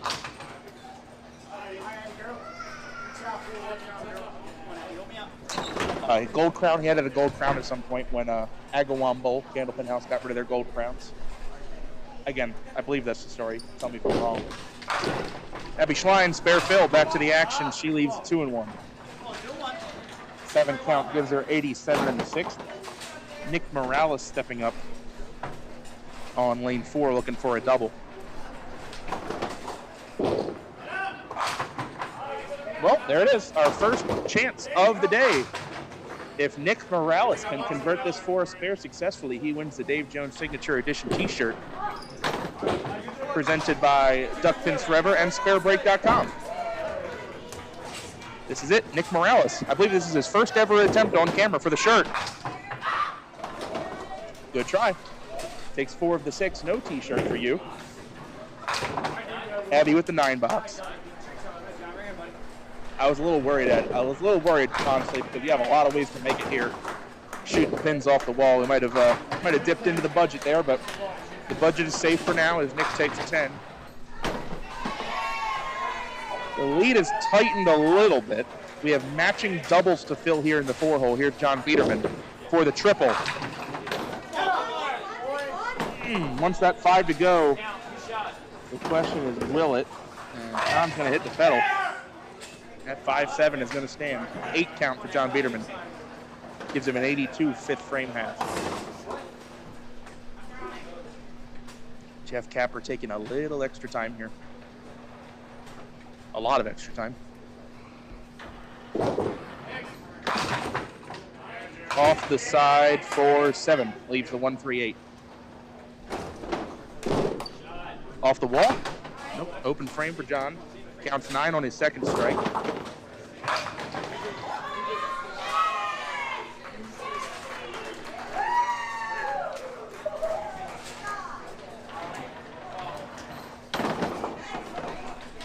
Jeff Capper, 1-3-8 left of target. Counts 8 on the 2nd strike, so John Biederman does out-count his man. John counts 8, 9, and 10. And Jeff Capper, 7, 8, and 10.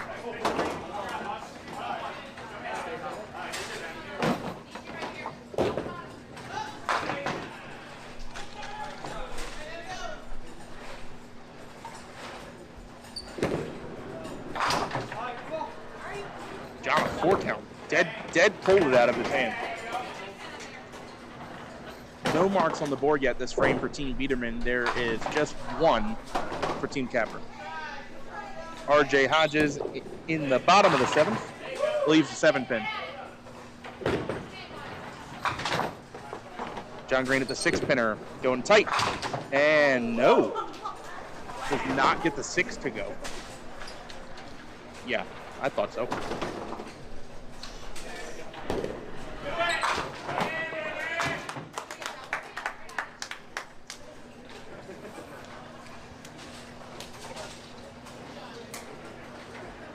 Team Davis putting up a lot of strikes on that other match as RJ covers.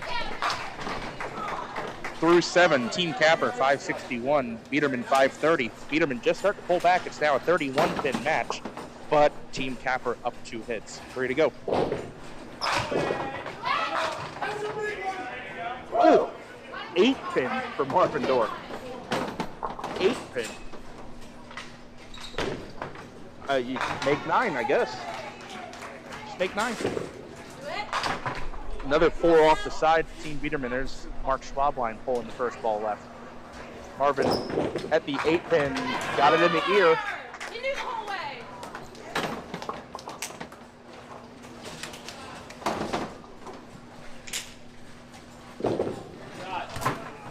Open frame and miss everything. I will say on the other match, I'll put Greg Schreefer on 200 watch at 153 plus in the 8th. Airy Brown with the strike. Tripping out the 5-10 together. Take a second look at that one as Mark Schwabline goes 4 box. Ouch. That was a big ouch.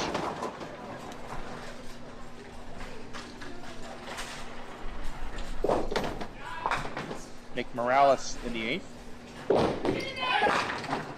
Really good shot, another 8 pin. 9 spare is a good frame. 9 spare is a good frame.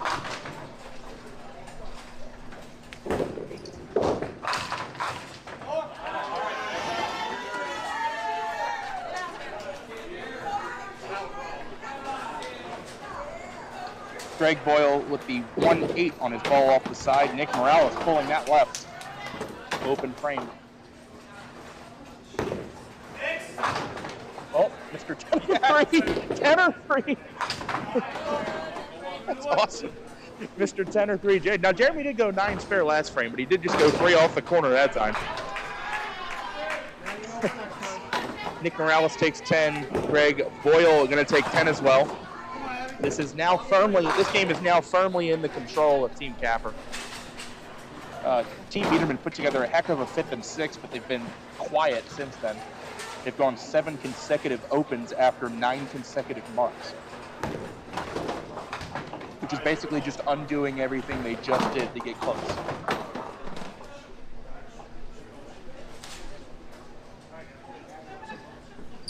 Eighth frame for Jeff Capper.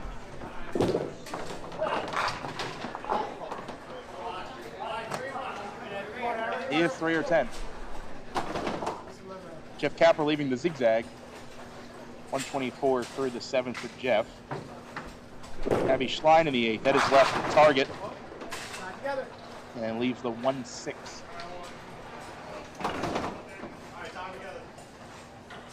Jeff Capper likely playing a part of the 6-pin here. Jeff does what everyone does when you try to shoot the 6-pin on the zigzag. You pick the 9. As we all do.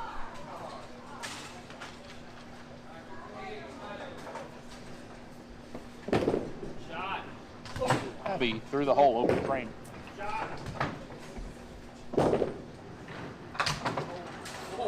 Oh, wiggles it for 9. Yeah, that's what I was looking for on the last ball. Abby takes her 10.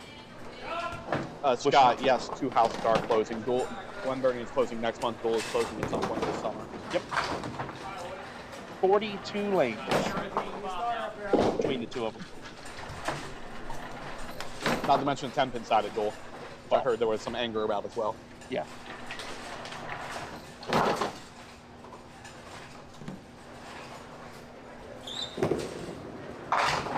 RJ 3 through the middle on the spare count.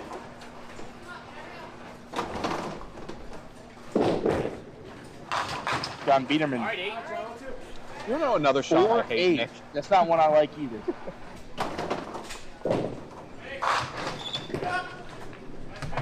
RJ in the hole. Hey. I don't know. They're in an okay spot here. They just need to hold. He just needs to hold pins. Just need a couple pins. 4-8. Oh. Just tips it over for the spare. That was their first mark as a team since John Spare in the bottom of the 6th. RJ with an 8 box. Sure. Yeah. 8 is what happened. John really needs to get started here. They've got some work to do. Hold it again. Holding a lot of balls. Yep. Popping up out of the shot a little bit. Could be adrenaline, quick feet.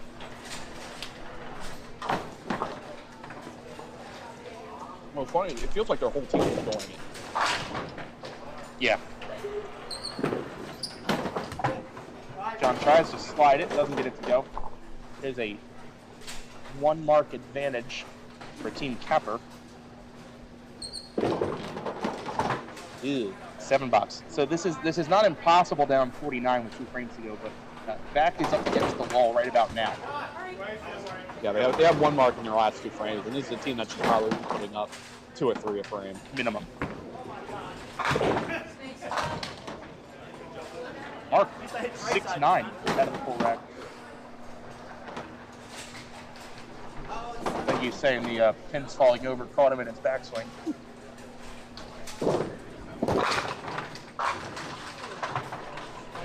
Open frame for Mark.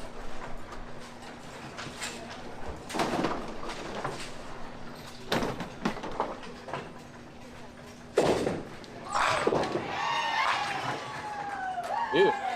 Sorry, Marvin. 2 and 1. $10 for Mark Schwabline. He wishes he had that frame back.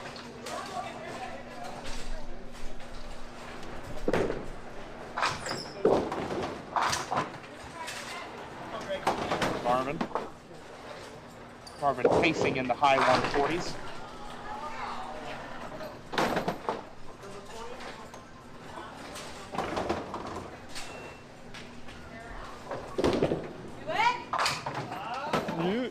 Greg pushing through for 7.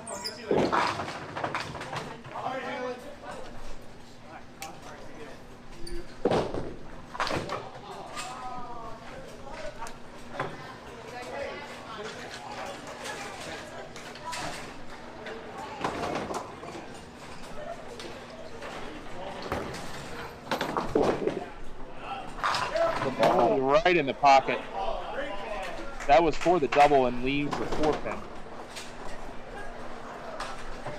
Greg touching it. Open frame. There's a few too many opens right now for our team beating. Yeah, no kidding.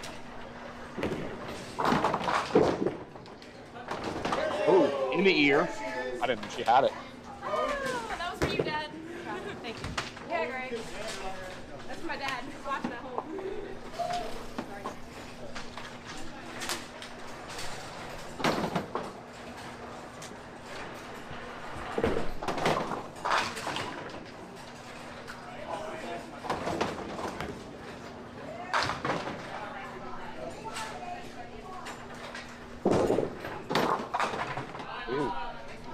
Nick with the deuce. See if Abby can get a mark up on the board in the 9th. She goes off the side and leaves a chop. It's the 3-9 standing. It's a tough shot for her ball. Yeah. Nick left the target. Got it, big side.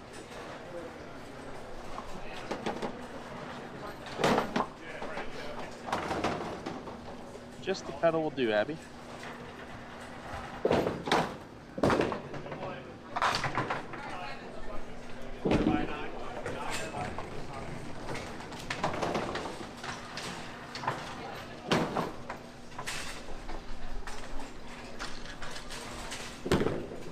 Abby off the wall. Reach the sideboard.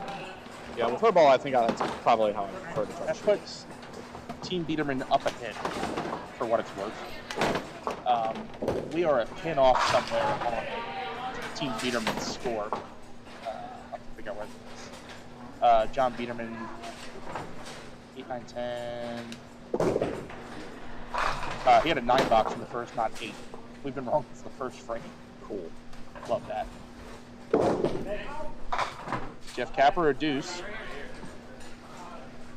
I would say if John and John both strike here, I wouldn't count this game out. Yeah, there's a small opening here. It is small, but it is there.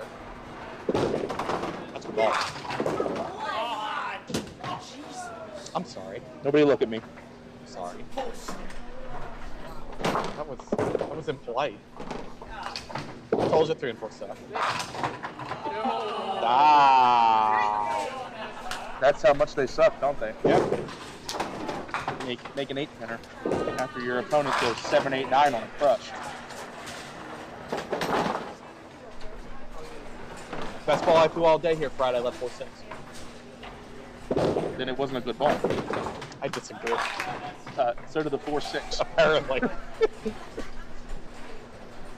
I'll have a chat with him later.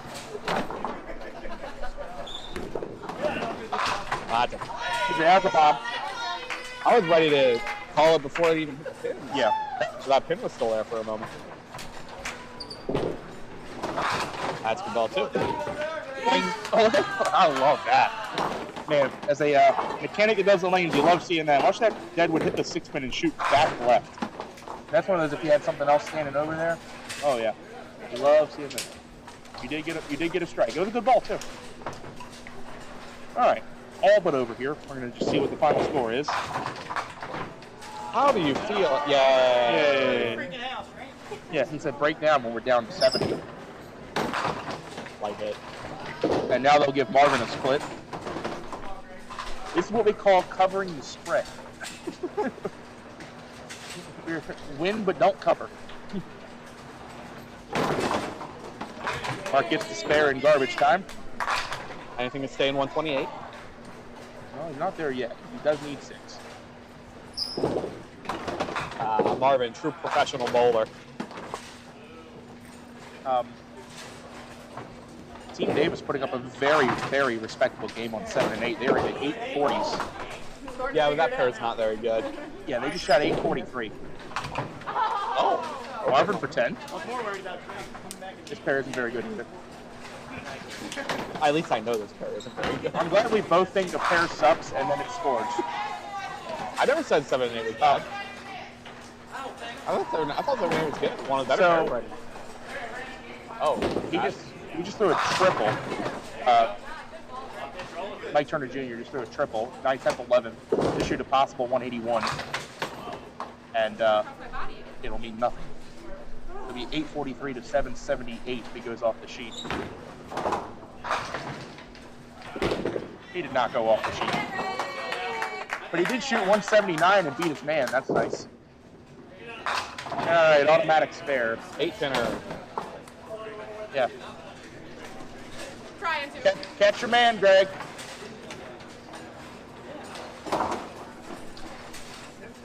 $843 to 776. Over on 7 and 8, the final score. This one a little lower scoring affair. I mean, you want to leave 3 in the back row, right? Not really. I'd rather not.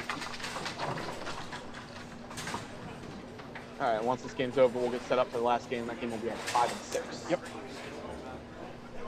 The championship pair. Field ball? Good ball. Maybe. Why not? Yeah. Penalty shot. Successful. Although not a penalty shot because you're on the winning side. It doesn't matter. 5 to the right. Let's go back now, y'all.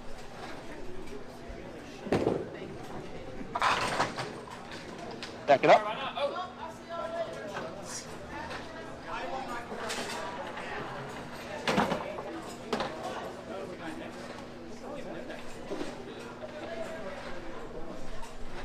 All right, Nick Morales, 10th frame. Whew. Well, throw more like that in the championship match, and that'll a lot of 8 and 9s. This is Stone 8, Stone 9. Oh, apparently this pair sucks. That's right. I forgot.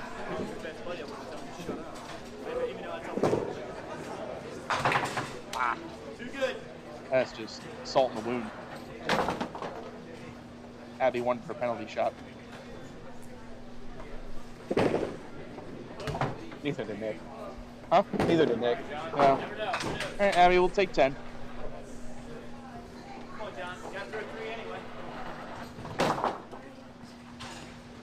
Nick, third ball. That's a 9. Shoots 113. Not his finest game, but ended up not needing it. This is still out of reach.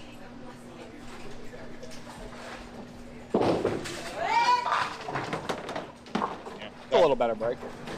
that had to be a strike there for them to have any semblance of a chance.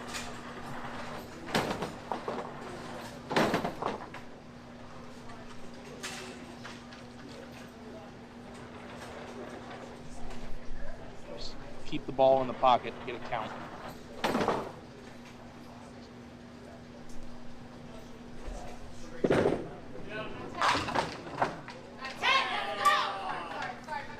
That's worth a replay. It is. Now, do you think you would get such a generous hit on a pair that sucks? I mean, I think that's the only way I get strikes on here. That's Okay. I feel like I just don't get strikes. Period, full stop. John Biederman. Penalty shot is 9. Shoots a respectable 157. Jeff Capper count for the 170s. Another strike. Nope, leaves a 2-1. He'll be in the 170s. John Green going to step up and throw his penalty shots. Probably a double here. Good call, Nick. Good call on the double. Now the question is, why doesn't John just hit reset and walk off after that? All right, do it for the folks at home, John. All right, rewind. John, do it for the folks at home. Anything stay 128, John.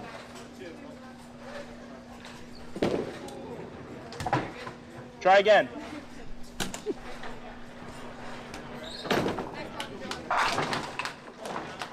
So that's where you're supposed to throw it. I don't know. That's how it's done. That is how it's done in this house.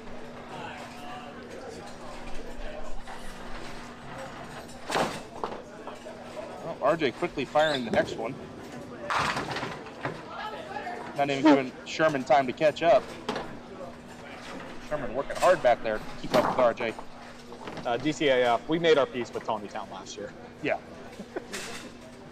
And whatever. No funeral. Whatever they end up deciding to do. All right, RJ Hodges shoots 160. Your final score in this semifinal. Team Capper 792. Team Biederman 715. It will be Davis Capper championship match coming up in just a moment. All right, I'm going to put us on break. We'll be right back. Don't go away because we're going to be back quick. It's exciting, it's entertaining, it's challenging, it's fun. It's Duckpin Magic. Duckpin bowling is lots of fun for the whole family. There's no need to be an expert. Duckpin bowling is easy to learn, but it's the challenge that'll keep you coming back. Even little hands can control the ball in duckpin bowling. Join a league or we'll help you start one. And with duckpin bowling, there's more bowling for your buck. Discover duckpin bowling and you'll discover Duckpin Magic at any of these locations. Got the winter blues? Tired of sitting around the house watching reruns on the tube? Get in on the action and go duckpin bowling. Grab your family and grab your friends and find out how much fun and excitement you could have duckpin bowling. Be a part of the action and head for your local duckpin bowling establishment. There are plenty of lanes available and you won't know how much fun you're missing until you give it a try. Duckpin bowling, the cure for the winter blues. Duckpin excitement. Duckpin fun. Duckpin bowling at Johnson's Lanes in the Hamden Plaza. Discover enjoyable low-cost fun for the whole family. I gotta do some. They're getting way started faster. But one thing I will do in the bottom left-hand corner, we're gonna do that one first. Yep. And Capper can stay on the left. Sweet. I believe. If they can't, we copy paste and we don't put in anything else.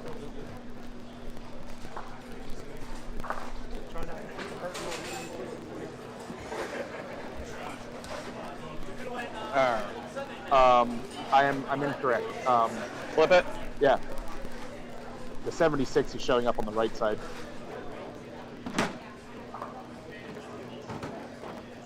See, easy. And Team Davis is a 48 handicap. All right, see if I can remember the order. It was JD. Yep, Jeremy. 10 or 3. He spells it funny. A-M-I-E. Third. Eric? No, actually, Jeremy Killingsworth had almost the exact same score in the exact same spot on our scoreboard the game before that. Yes. He also had 22. Yeah, but he also had 22 in the third. Yeah, it wasn't great. I've seen better. All right, the championship match starts out with Guest John, and he leaves a 2-1 on our championship pair, 5-6. Here's Marvin Dorr. 10 pin. So my thing with this pair, this pair is not a bad pair. What it does is it makes you shoot singles. This pair leaves a lot of singles. God forbid this house made you work a little I once in a know. while. I know. We give you So enough. tough. You look at all the trash we just gave you the first two matches. You got to work a little bit. You got to work on that. You can put up the scores, but man, This pair has put up, given that it is the finals pair, has put up some legendary matches in Duckpin's forever history. Most notably the John Burney match, and then the absolute shootout that was Bruce Smith and Colton Goode. Open frames to start for our leadoff. Second hole is Jeremy Killingsworth, Haley Brown. Jeremy has been all strikes or nothing for the most part. Spares are few and far between for Jeremy today, and he leaves a check mark to start the championship match.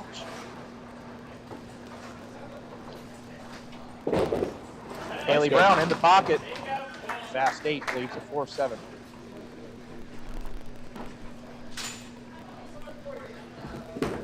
Check mark is good.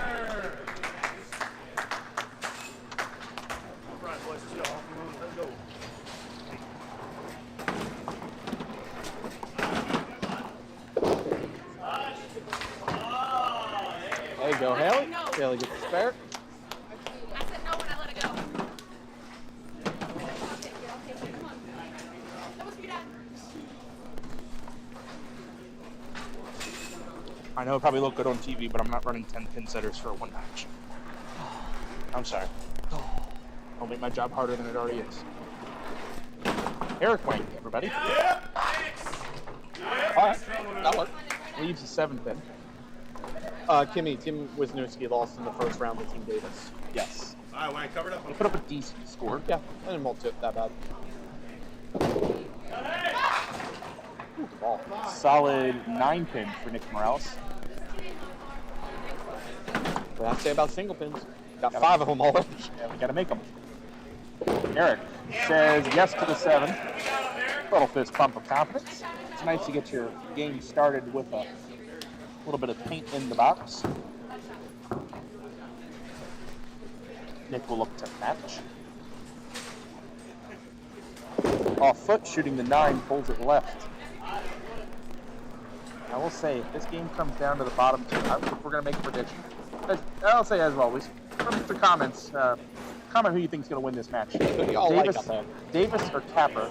What I'm going to tell you is this, David. If this match comes down to box 49 and box 50, One more good.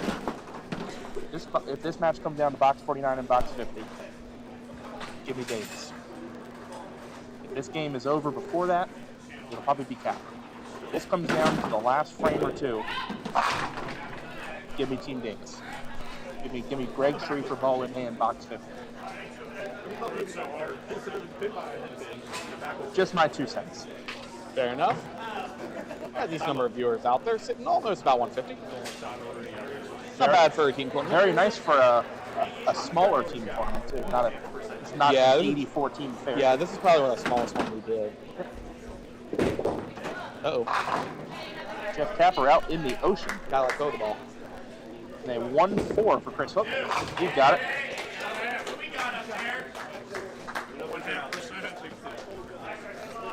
Chris giving that head pin a touch, ball walks right over.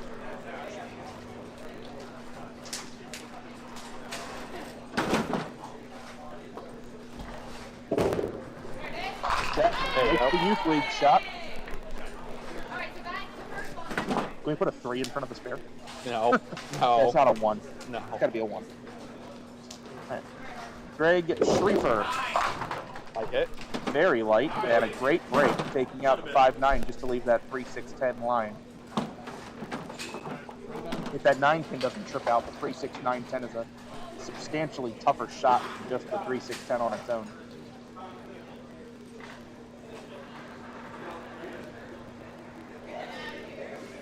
Here's RJ, bottom of the first. Solid 5.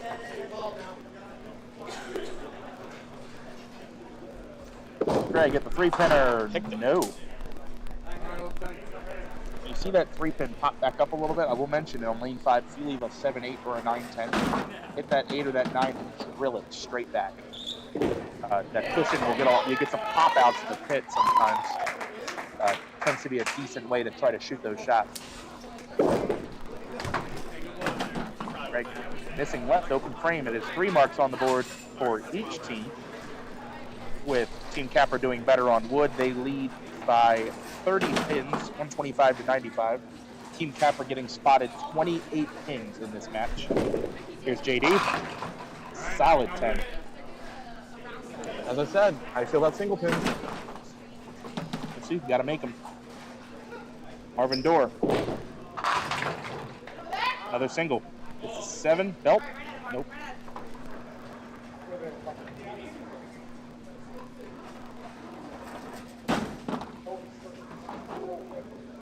JD, 6 pin, yes. Marvin looking to cover, and he will.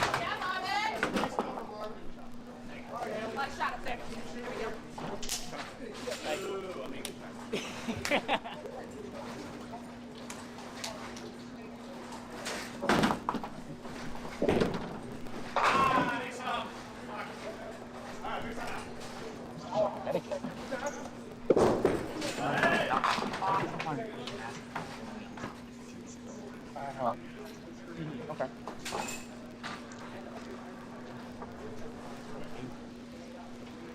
Jeremy 4 count on the spare. Haley 4 count as well. Different 4 counts. Haley had a middle rip. That ball bounced on her a little bit. Might have hit a seam. Open frame for both. Wood ball for Jeremy. It's a good cleanup of 9. All right, let's put it in the bottom here. A little slow out the gate for both teams. No strikes on the board yet. Haley matching Jeremy with 23 in the second. Hits are even. Match is still at 30 pins.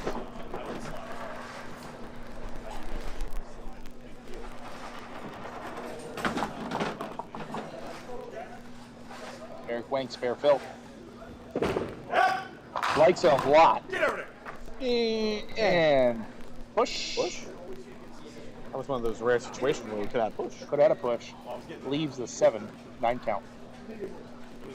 So you do occasionally get some edge mirrors on the right side of lane 5. Every so often. How do you feel about single pins? Feel about 9 on that ball. Yep. Eric Wank all over it.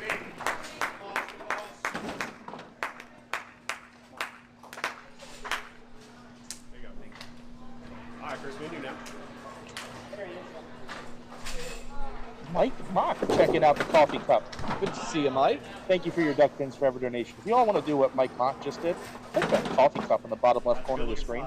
That's how you make your donation to Duck Pins Forever. You can also do the super chat on YouTube if you're watching on YouTube. That'll work as well. We appreciate your donations. We appreciate your support. I threw my first Hallmark game subbing for Mike. Is that right? Where was that at? Walkerville. Oh, okay. What was your score?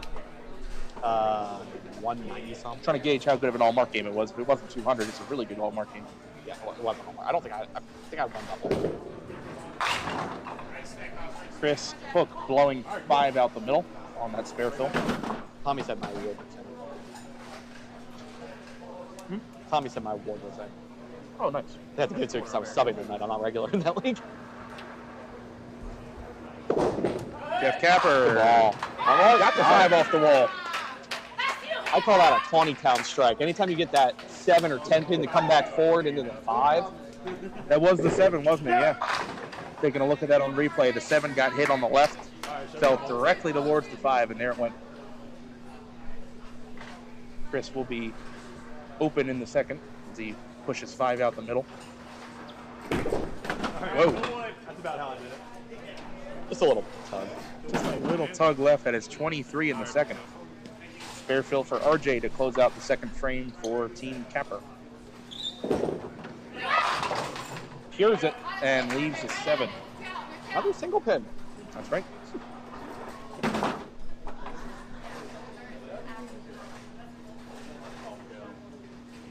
Greg testing out the reset speed of my Sherman pin setter. It's not looking great. Still filling. It's trying. There she goes. RJ in the ear. 2 spares in a row. I'll give him 10 pins, please. Thank you. Play will resume. Greg Schreifer, second frame. Ouch. How do you feel about single pins? There's another one. Our only strike is a trip 5-7 so far from Jeff Capper.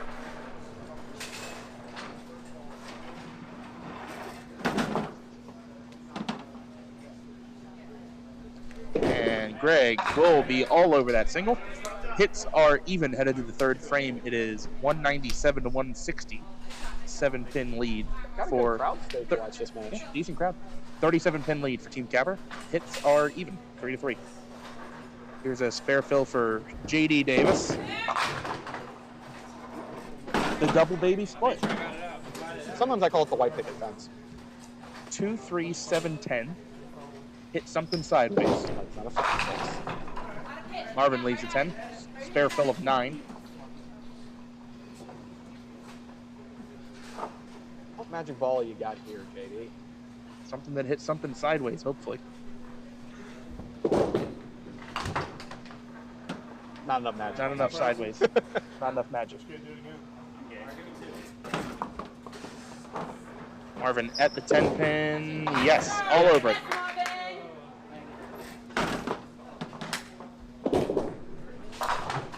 JD will take 9, 34 in the third.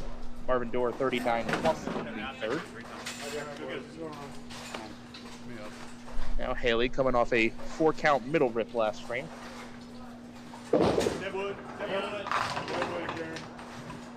Haley leaves a 7. Ow, says the approach. I'm trying to calculate how many stars we have in this matchup.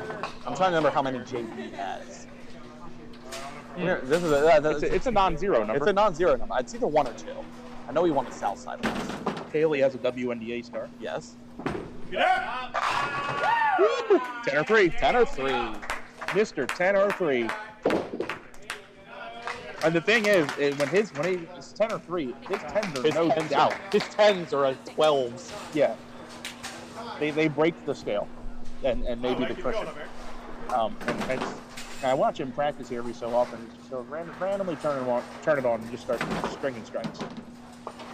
But that one was a no doubt. See if Eric could do more of the same. Working on 2 spares to start the game. Heavy. Tight. Hey. Da-na-na. Da-na-na.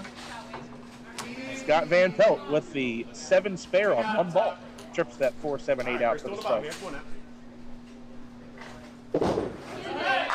Whoa. Something about single pins, Dave. There's a 10 pin for Nick Morales. It's almost like this player likes to leave single pins a lot. Throw it better. I don't know, man. Yeah, I could. I'll take my single pin. Yeah. All right. Chris Hook, third frame. Ripped the middle last frame, had an 8 box. A little light. Very light, and another split. 278. Come on, get it moving up here. Give it a ride.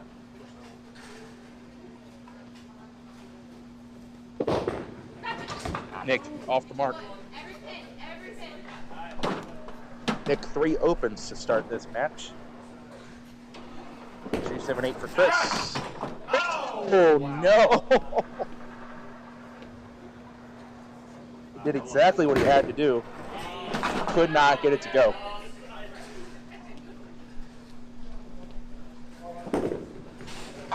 Takes the 10.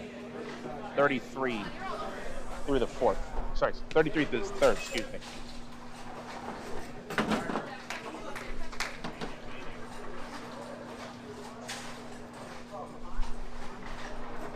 One of the most stars on this pair, Greg Schreifer. Yep. He's got about 5, I think, combined.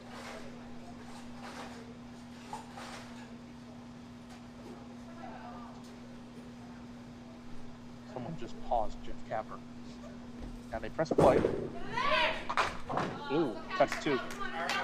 Hey, you made this twice earlier. It's almost tough to switch into this final match environment. It's almost too quiet. Gotta refocus. Spare fill for Greg is wide of target and 4. That means I left. And not a simple 4 either. That's the 1, 2, 4, 5, 6, 10. Just blast that hole and hope you hit the head pin.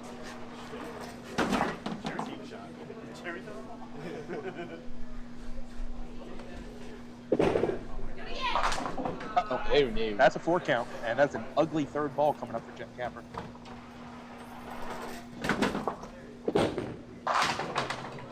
I'm gonna go first ball.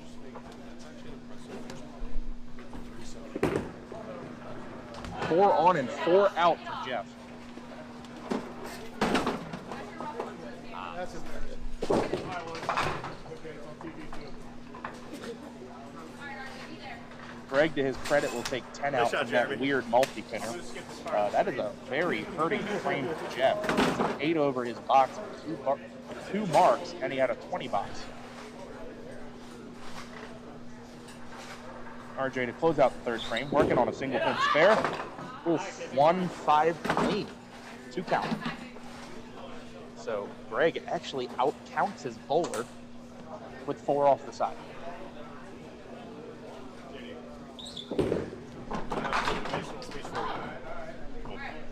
RJ leaves a 3-7. Will be 2 marks on the board for Capper and 2 marks on the board for Davis.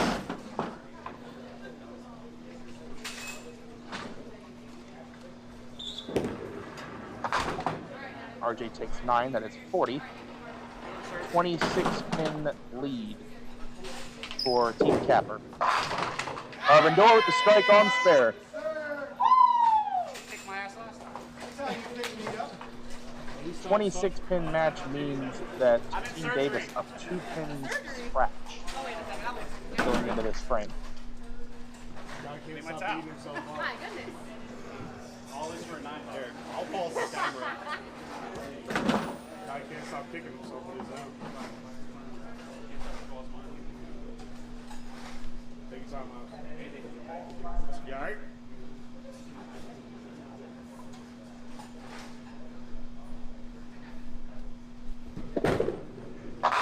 JD looking for the cover, he's got it. 9 ball. 5 off the wall. I'm not bleeding anymore. Surgery.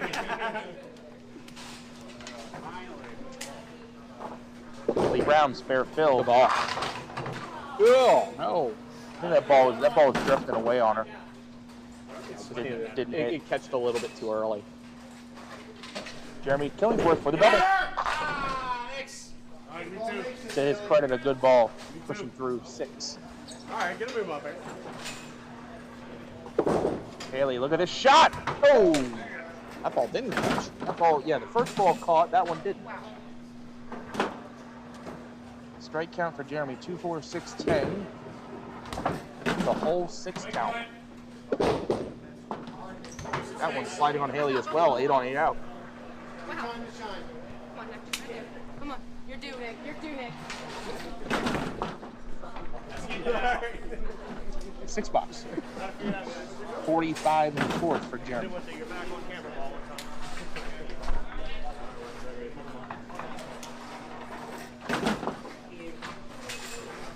Nick Morales, 4th frame.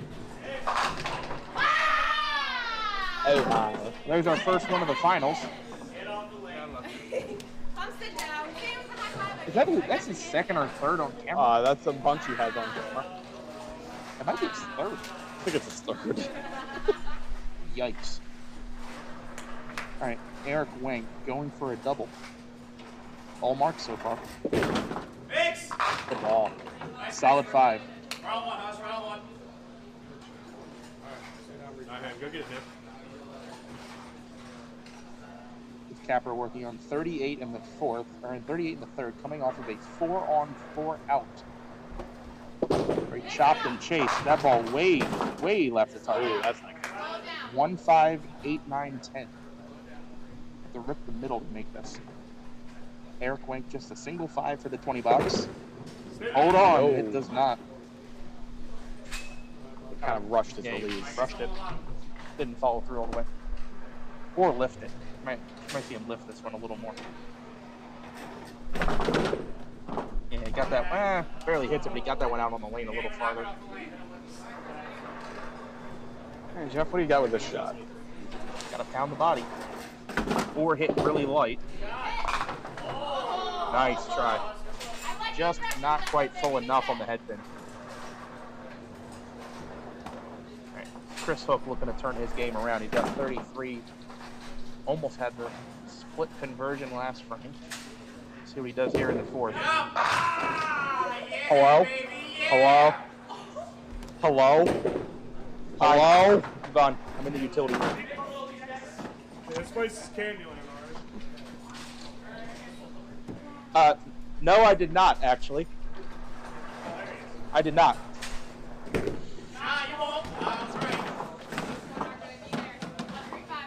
It was harsh. Pretty harsh. I will say sometimes on this pair you'll do that. You'll play this really good ball and it's just kind of this bizarrely. That was 8 in a hurry. That is 3 consecutive splits for Chris Hook. He has not missed a break this game. That's 42 in the fourth. RJ, well, keeping it fair for both teams. Isn't RJ with the pocket 7-8. Greg Schriefer.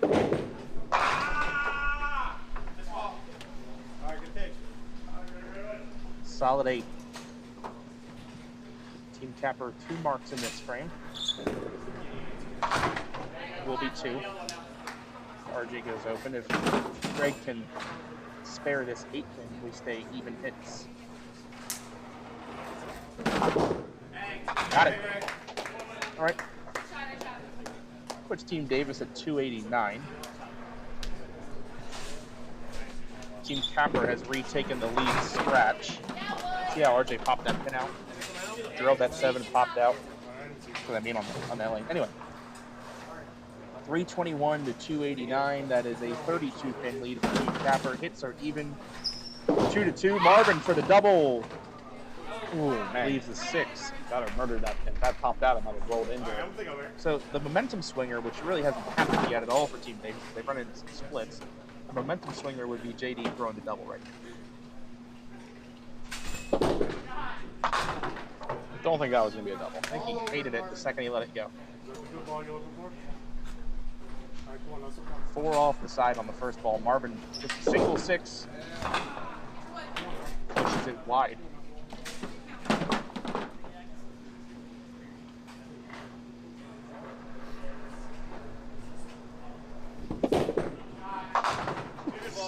Count on the strike. Marvin takes 9. That is a 77 first half. He takes 9. JD seems trailing by 35. Not bad. Haley in the pocket leaves the 5. Jets Capper says same ball might make it. Jeremy. Off the side for a fun 6. This is the 1-2-4 with the 6 pick. There are not many fun 6s. This one's probably close. Yeah, close. Haley's got it. That's the tip. Jeremy. No, does not have it. Yeah, pin side on that shot's risky. It's much harder. You have to be perfect. Yeah, much harder to send the pin over. Yeah, the flight of the ball is a little more predictable. Jeremy with the 9 box, 54 half. Overall, some low scores for Team Davis in this first half. Everybody put a Band-Aid on. Team Capper isn't exactly lighting the world on fire, but they're keeping Team Davis at arm's length for the time being. It said do it again as the ball went down there, and he almost did it again. He got named the backdoor strike.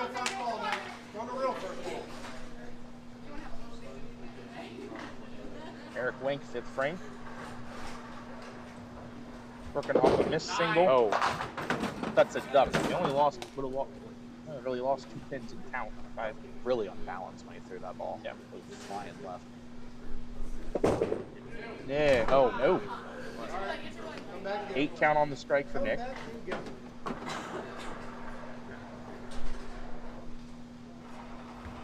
That's one gooder.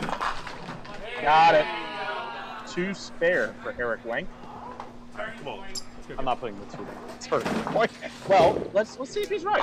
Hey, hold on. Let's not laugh at him yet. Let him cook. Let him cook. Let's see if he's right. John Davis Jr. yells turning point.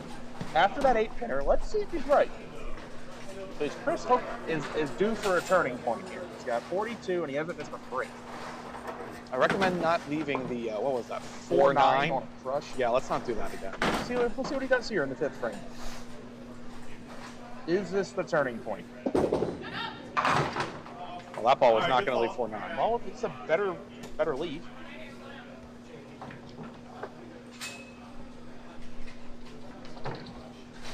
Push it through now. Cool. 5th frame for Jeff Capper. He has 48 in the 4th. 3 through the middle. Chris at the 1-8. Got to hit it heavy. Oh, does not get it to go. It was a good shot at it, though. Yep. He just barely missed where he needed to hit it. Surprised he doesn't send ball. But I guess because his ball's so light. Ball's light.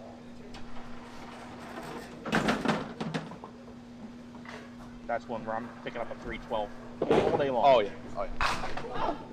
Okay, nice attempt, Jeff Capper. Chris holds the wood. Disappointing 52. That feels like he could have had more if he got the breaks.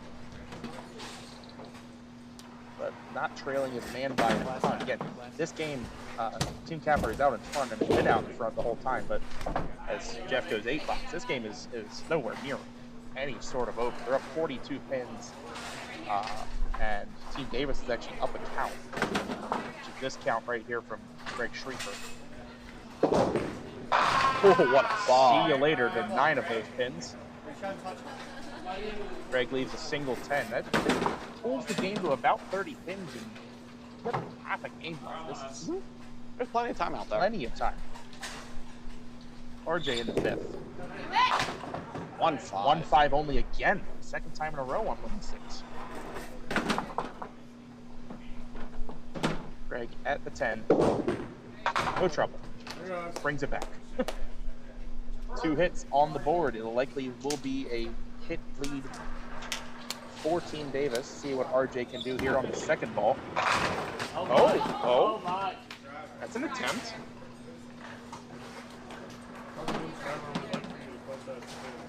Not going to give that the opportunity to walk off the lip, but I don't think it was going to. Had that pin hit the lip, he might have had a shot at me. It would have shot back towards, but it was probably a good 4 inches in front of the lip. Yep. It was right on that shadow line from the new lights. RJ, which is about, call it about 15 inches in front of the lip. I don't think it was that far. Okay. I don't know what I'm talking about. You don't want it. No. Oh, there you go. Marvin Dorr with the strike to start the second half. Let's go. Take another look at that one. Nice call, JD. Tight 1-3 hit gets the 2-4 to go off the right wall.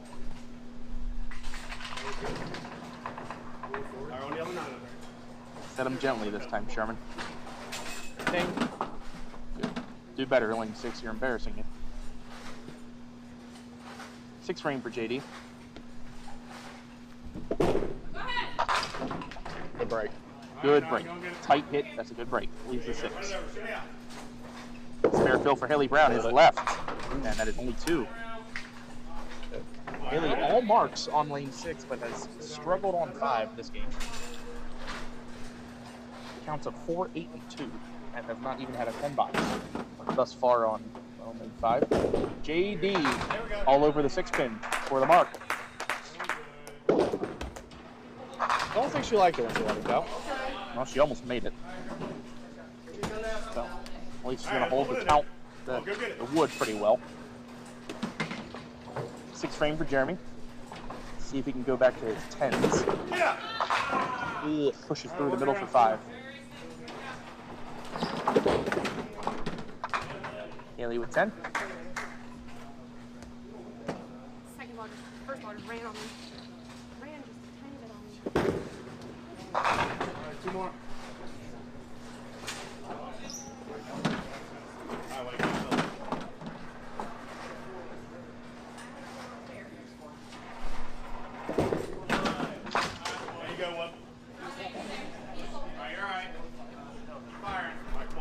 takes 9 out of that middle rip.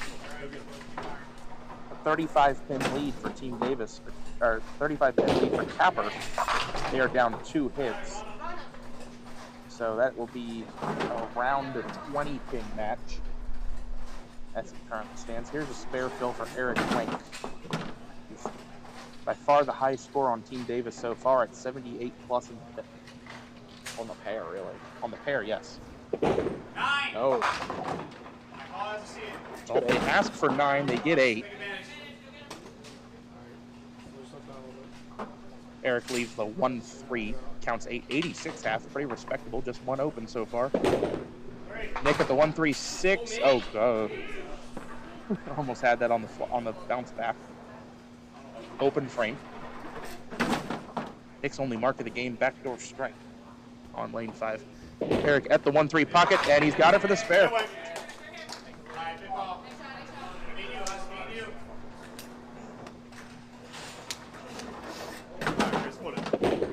Nick, 9 bucks.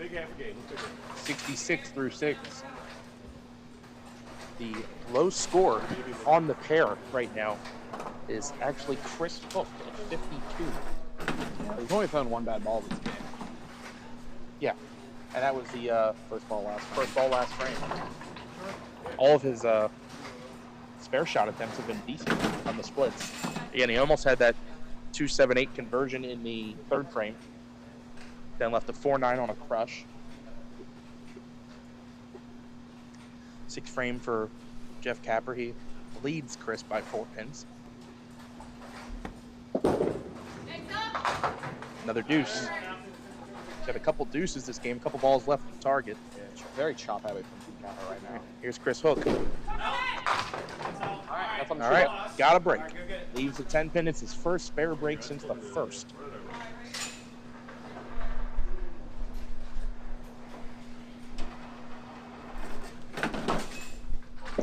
Jeff Capper at the 8-pinner. Does not get it to go. Yeah, a little heavy on head pin. Chris Hook can pull back another hit. No.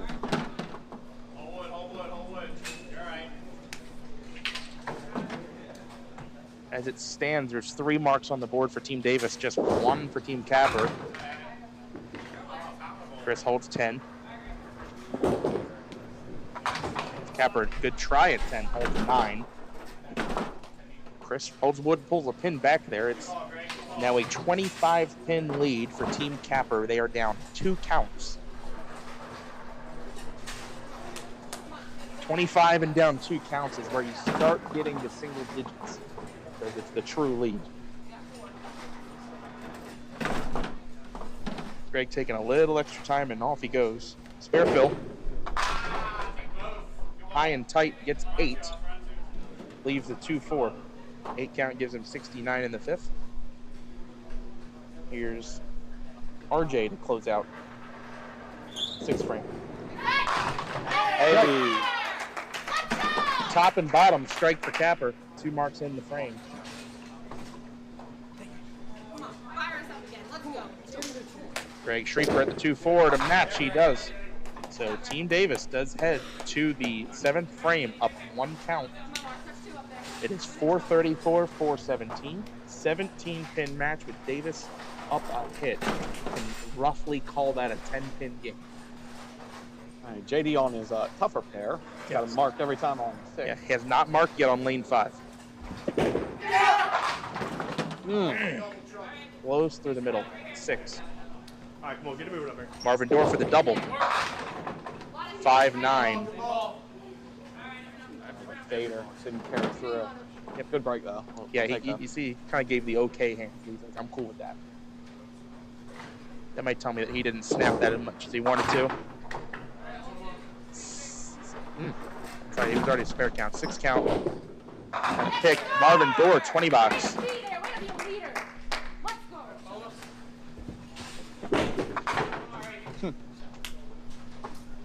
8 out for JD, 83 through 7. 8 target points for an 8. Never fun. Yeah, that was objects every frame, wasn't it? Haley Brown, 7th frame. That's in the pocket. It leaves the 8.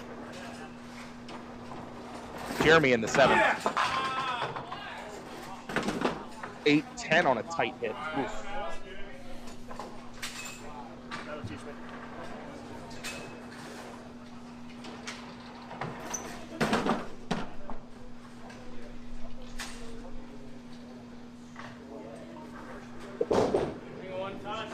Haley's got the mark.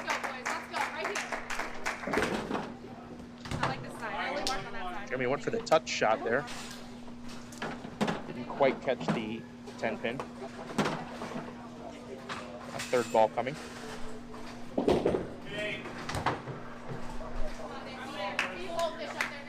feel like his teammate yelled good 8 the second he let that ball go. I thought I heard 8 in the middle of that ball let go. Alright, Nick kind of struggling to get to the head pin here in this game. He's gonna get it that time. Ugh. And get nothing for it. Dread it. Yeah, leave the 2-1. Eric Wank, the glue in the 3-hole, holding the team together right now. Yeah, him and Marvin, best bowlers on this pair right now. Eric is 5 out of 6 with just 1 strike. 96 plus in the 6. Here's a spare fill. That's it. Hey, got it. Heavy hit. Shows Jeremy how to get that tight hit to carry, but as Bobby Stockton would say, rotation. Oh! Nick Morales showing off his house bowling skills. Leave a lot of 2-1s at Southwest, and he slides that one beautifully for the spare. Man's hit 1 head pin this game and makes that shot. I mean, just right on time or something. See if Chris Hook can put a strike behind Eric. Good ball to leave the 5 pin. That was he was trying to read the rule book there. Didn't miss a single last frame. Jeff Capper, 7th frame. Got 3 spares in front of him.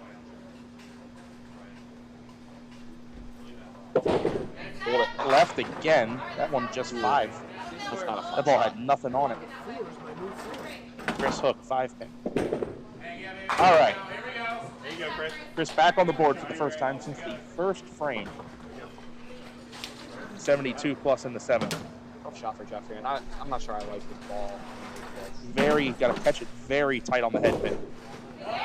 Hey, he does. Great shot. That's worth a replay. I'll give it a replay. Yeah, 4 consecutive spares for Team Capper. And that leads to a strike fill from RJ in the bottom of the 7th.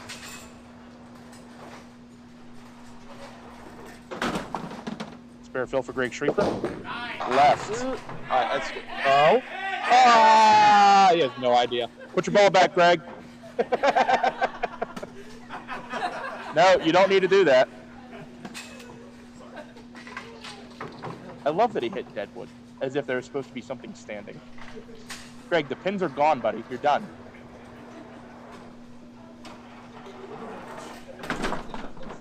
No, that's the end of the frame.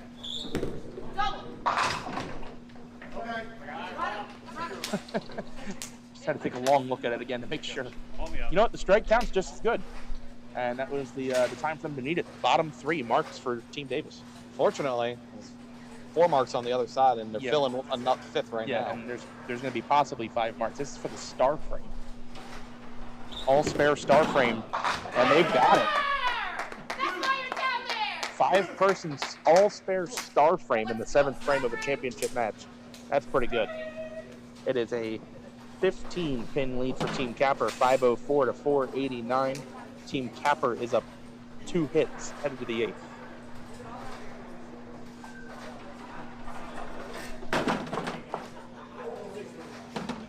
A frame for JD. Oh, bombs away, baby. Whatever. I don't know, whatever that was. Match it? Did it distract Marvin? Not at all. The blanket cover. There you go. Saw JD get the ball out, said, hey, maybe I'll try that. Here's Jeremy. Oh, time for fireworks. A replay button getting some use now. Yep, we got double replays there, picture in picture.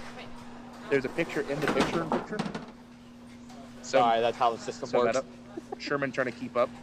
All right, well, you won't do it again. Haley, spare fill. Pretty good. That would have been 4 strikes in a row for the pair, maybe. Ooh.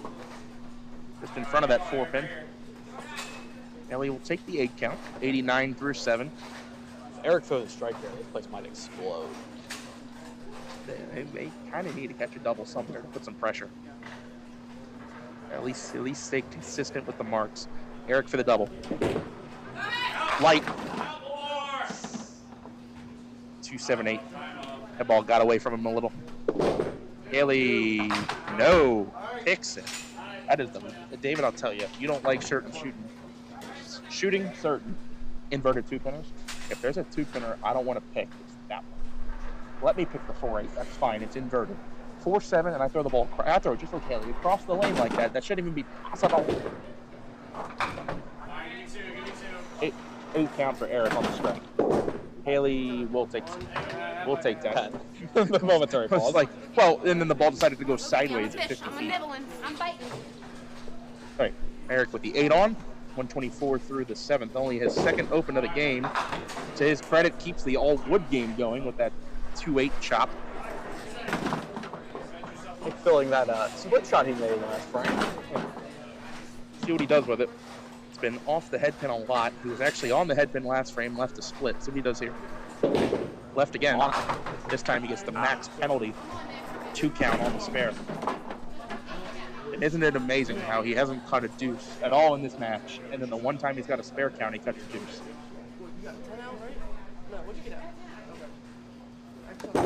Look out. Right idea. Played the correct side of it to make it go, and did not get it to go.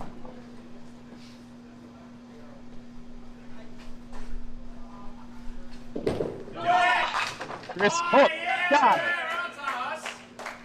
Tight hit, and finally some pin carry in this match that has gone his way. Trips the 3-4. Nick Morales takes 10. I'll tell you what, when you're staring down 5 spares, this is the kind of frame you have to have. They've put up 3 strikes this frame. Greg Schrieffer now steps up to close out the 8th frame for Team Davis. He is filling a strike for the double.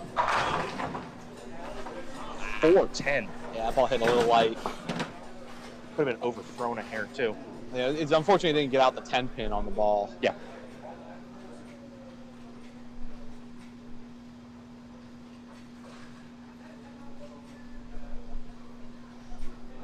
Spare fill for Jeff Capper.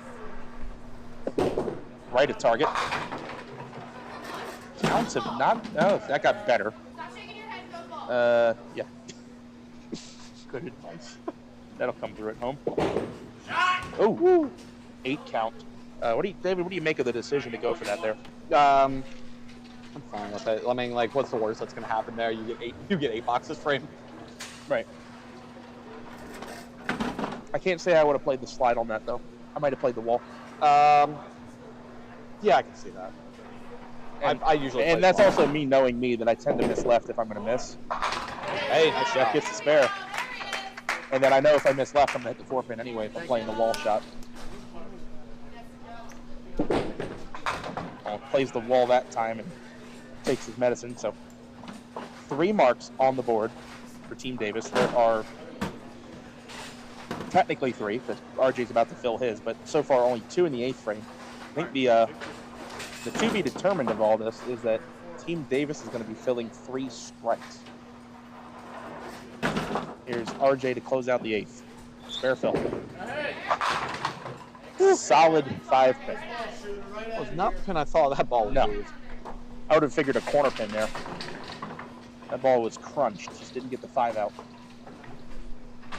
Gives him 98 through the 7th. Check our scores. Okay, good. 88, cool. RJ at the 5, he's got it. We are even hits with 2 frames to go. Your score, 589, 564. 25-pin lead for Team Capper. They have kept Team Davis at arm's length this whole match. They have to hold them off for 2 more frames. Marvin for the double. Big break just to leave the 6-pin. That could have been 7. That could have been a 6-count split, zigzag, something like that.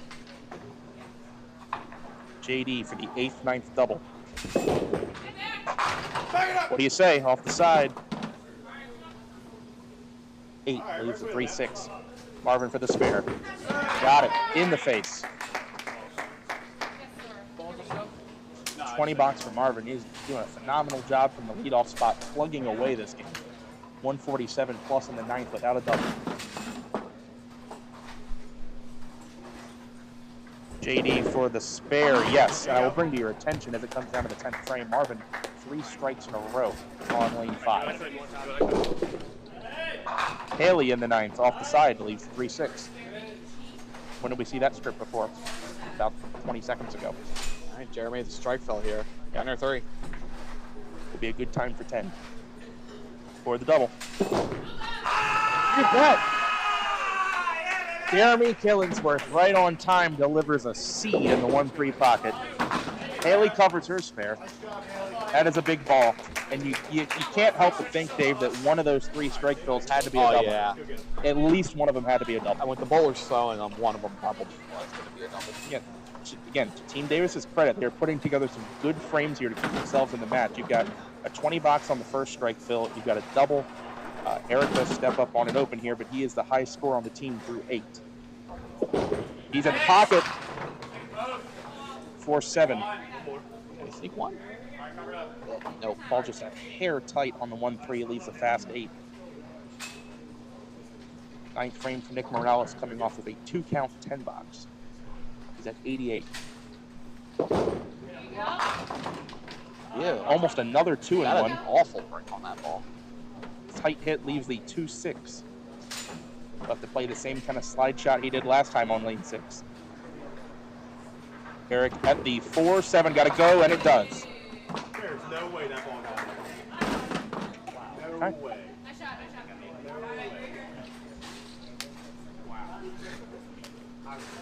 Game starting to tighten just a little bit. Nick open in the 9th. Tell you, in terms of bowler to bowler separation, the biggest one is in that 3 hole. Eric up considerably on his man. Nick takes 10. And Eric up 46 and a hit on his man through 9 is a big difference maker in this game right now. Chris Hook, strike Phil for the double. Hated it. He knew it was high. Punches out 5 again. Punched out 5, almost the same exact 5 in the 2nd frame when he was filling the spare. He is on a strike fill here. I think you wait and you get to see Jeff's count ball here, and I think that might determine how aggressive you get. But if Jeff's count ball is bad, I'm laying up. That's just me. Let's see what Jeff does here. High and tight. Another 2-1. I don't know. What do you think about laying up or going for this? I'll probably go for it. See what Chris does. But I'm usually shooting right side anyway, my ball. Yeah. Quickly firing the 3rd ball. Chris, 7 on and 9 out. 108 through the 9th. Has not had the breaks going his way this game.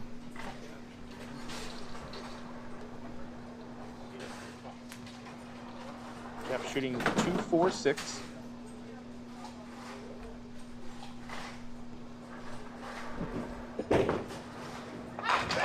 Got it.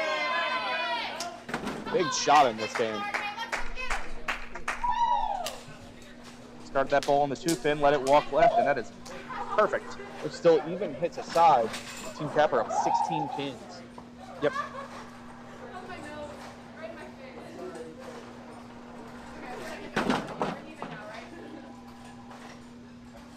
Greg takes a re-rack for that Deadwood hanger, which is going to let RJ throw his count ball first.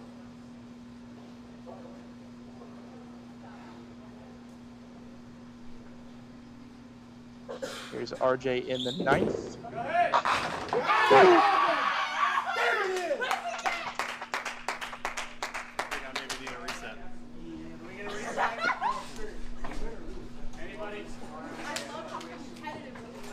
There it goes. Let's give Sherman a little bit of time. He gets work done. He does. Helps ignoring supervising him too.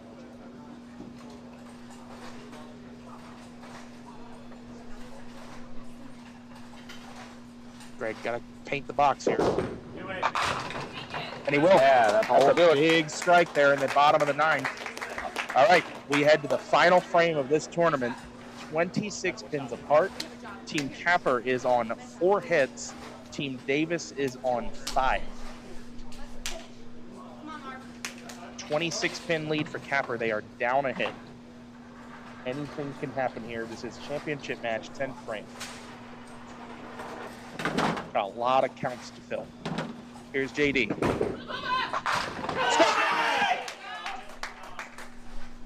There you go. I heard a yes, John from a John. Cool. Drilled him. 10 gone. How does Marvin respond?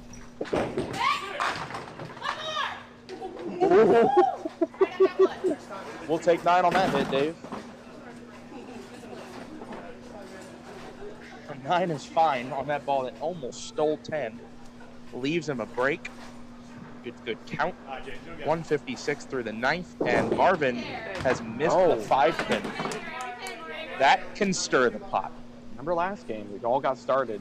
The turnaround in the quarterfinals. JD right. throwing it on the triple. We'll see what happens here for the 10th frame double. Little light going away and leaves the 5-10. Marvin drops pin and wood, shoots a very nice 165. JD, though, has pulled back some pins here. Just how many is he going to pull back? This game is going to tighten up considerably now. JD, 9 more, shoots 142. It is 669 to 684. Davis down 15 pins. They are up a hit. Haley Brown, spare fill. 4. This is a double fill for Jeremy. Caught into the lane early on it. This ball could decide the match. Jeremy Killingsworth for the triple. Solid 4. Big 29 count. Has a break. Haley, a makeable shot. Not an easy one. No, way off target. Got to hold the wood. Wood is going to matter here. Jeremy can basically pull back 2 hits with a mark here.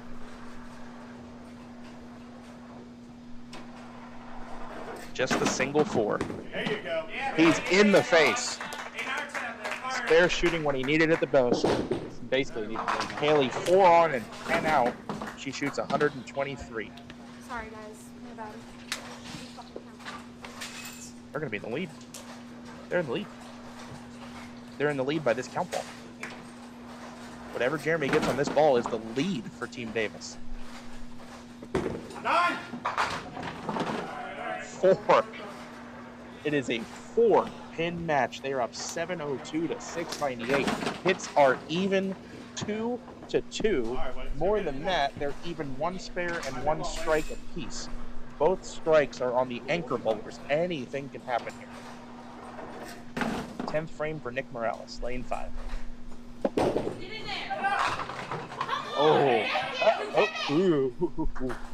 And no help from the belt. He leaves the 10 on a ball that looked like it was going to be the 9-10. The count balls are critical here. Eric Wenk is going to want a full count. Working on 144 in the 9th and a spare up.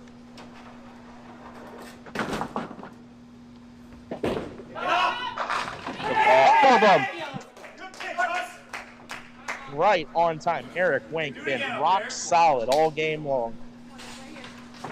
Perfect ball in the 10th. 164 in 2 balls.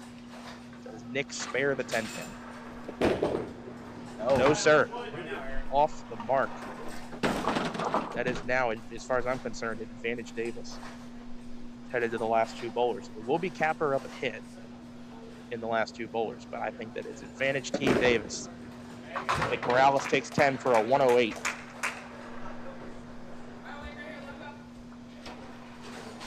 Team Davis up 14 pins. They still have this count to fill. Let's say Eric gets a spare here. Would be a 24-pin lead down a count. It's a big back 3 frames from Team Davis. For the double. Solid 5. There you go. One more. Come on, Wayne.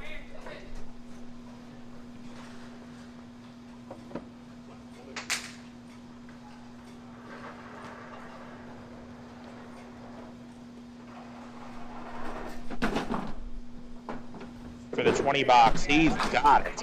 Fantastic 174 there from Eric Wink without a double. An all-wood game. 24-pin lead for Team Davis, and they are down a count. Team Kappa's going to put up a couple marks here. Still anything can happen, but for the first time in the match, Team Davis has the lead, and it now comes down to boxes 49 and 50. Hold it. 2 count. Unfortunately, I think the nerve got to Jeff there. Man, just held on to it. He's got to let it go. Set it free. Chris Hook, 49th frame of the team. Help! That's help! That's help! Almost steals them all. All right, Don't mind it. All right, take advantage, us. Jeff Capper for the spare. Does not get it to go.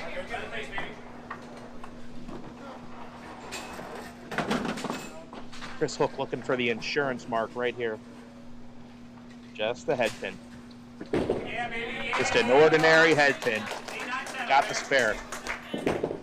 Look at the density of marks in the last 3.5 frames for Team Davis. All right, load it up. 1, 2. They have left 3 frames open in their last 17. They're 14 for their last 17. Spare fill for Chris Hook.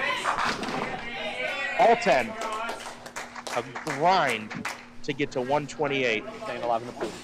An absolute grind, but he gets 20 when they needed it the most, and that almost puts the game out of reach. RJ Hodges has to strike on this one. Is required. The pins are not there to get unless he strikes right here. Solid 10, and Team Davis is your 2025 SDS Summer Smash champion. Greg. I mean, really, that all comes down to the back 3 frames. RJ off the mark. That is a 9 count on the strike.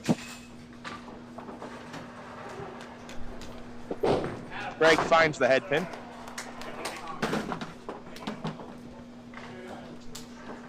It's insane to look at the separation at the end. It looks like this was in Davis's hands the whole game, but it really wasn't. They just loaded in the last 4 frames. Yep.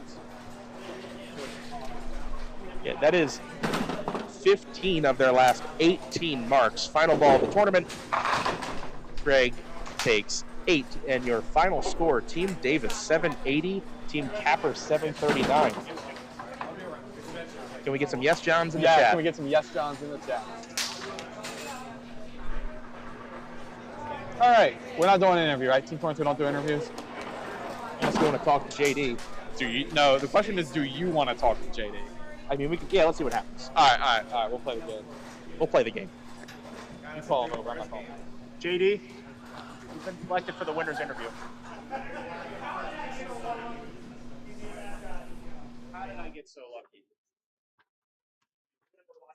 Oh, look at this. You can pull it. Can I get a microphone? All right, winner's interview here. It's gonna be that webcam there. Okay. Kind of do that. All right. So JD, good performance today on TV. Good comeback there at the end by the team. Appreciate it. How important is it in your life, your role as a meme on Duckpins Forever? A meme on Duckpins Forever. Well, it has to be somebody. So I'm glad it's me. I do need to make a political statement for everyone here. Me, Eric Wank, Chris Hook, Greg Schrieffer, and Jeremy Killingsworth are the inaugural mayor and city council of Dub City. And I have $800, so. Oh, that actually real? What does it smell like? So. Smell like money? No, Yeah, so. anyway. Sorry. So, had a couple clutch moments there. We will remind you of, I'm going to pull up on the scoreboard. Oh, you got it? Where is that? That ball right there, top of the 10th frame. Yeah. You guys ended up going 15 out of your last 18 frames with marks. What was it like to pull off that comeback? Felt good. When Greg threw his strike in the 9th, we were still down about like 15 in a hit maybe. Yeah. And I looked at Greg and I said, win 1 box. And got it started, and then they went down the line. Jeremy threw a good ball on his double, covered it up. Wank threw a smasher. Chris, a little lucky, covered it up, good count, and at that point it was done. Yeah, you guys have been kept at about arm's length the first 8 frames, but you came storming back at the end. Well, there we go. Spend it wisely. We'll do the on-camera handshake. Appreciate it, brother. Keep doing what you're doing, guys. You're doing good. J.D. Davis, not Jay Davis. That's J.D. right. Davis. There's 2 of them, but Yeah. there's one. This one's the winner There's today. one. Thanks, man. Thank you, sir. All right, we'll have David come back in a moment to close out the show, and that was we're gonna 99 versus 100. We're gonna talk to Dave about that in a minute. All right, I got a question for you. What is the question for me? So here's your mic. I avoided all day today. I avoided talking about 99 versus 100, and I've decided that I was right the whole time. I've decided that I'm going to let you be right. Cool. And what is that? 3 weekends from now? If I make the cut at Greenmount, we'll stream Greenmount. So it'll be Greenmount. It'll be Greenmount. But if I don't make the cut, it will be Southside. Okay, well, just know that the next tournament that Duckpins Forever broadcasts will be fireworks, cake, whatever. Will be our 100th tournament broadcast on Duckpins Forever. Woo! Make sure you tune in. Does it feel like it? I think there's something else you're supposed to call out that's going on this month at Southwest. Yes. We are in process of the opening weekend of the national tournament at AMF Southwest. So if you want more information, if you'd like to sign up, you can call the Duckpin Bowling Congress or visit your local bowling center. Will it still be going on when they have Southside? Yes, that will be the final. I believe that's the final week. Right. So as you're hearing here, come on down. If you're traveling down, that's a good weekend to go visit Southwest and bowl the tournament. Yep.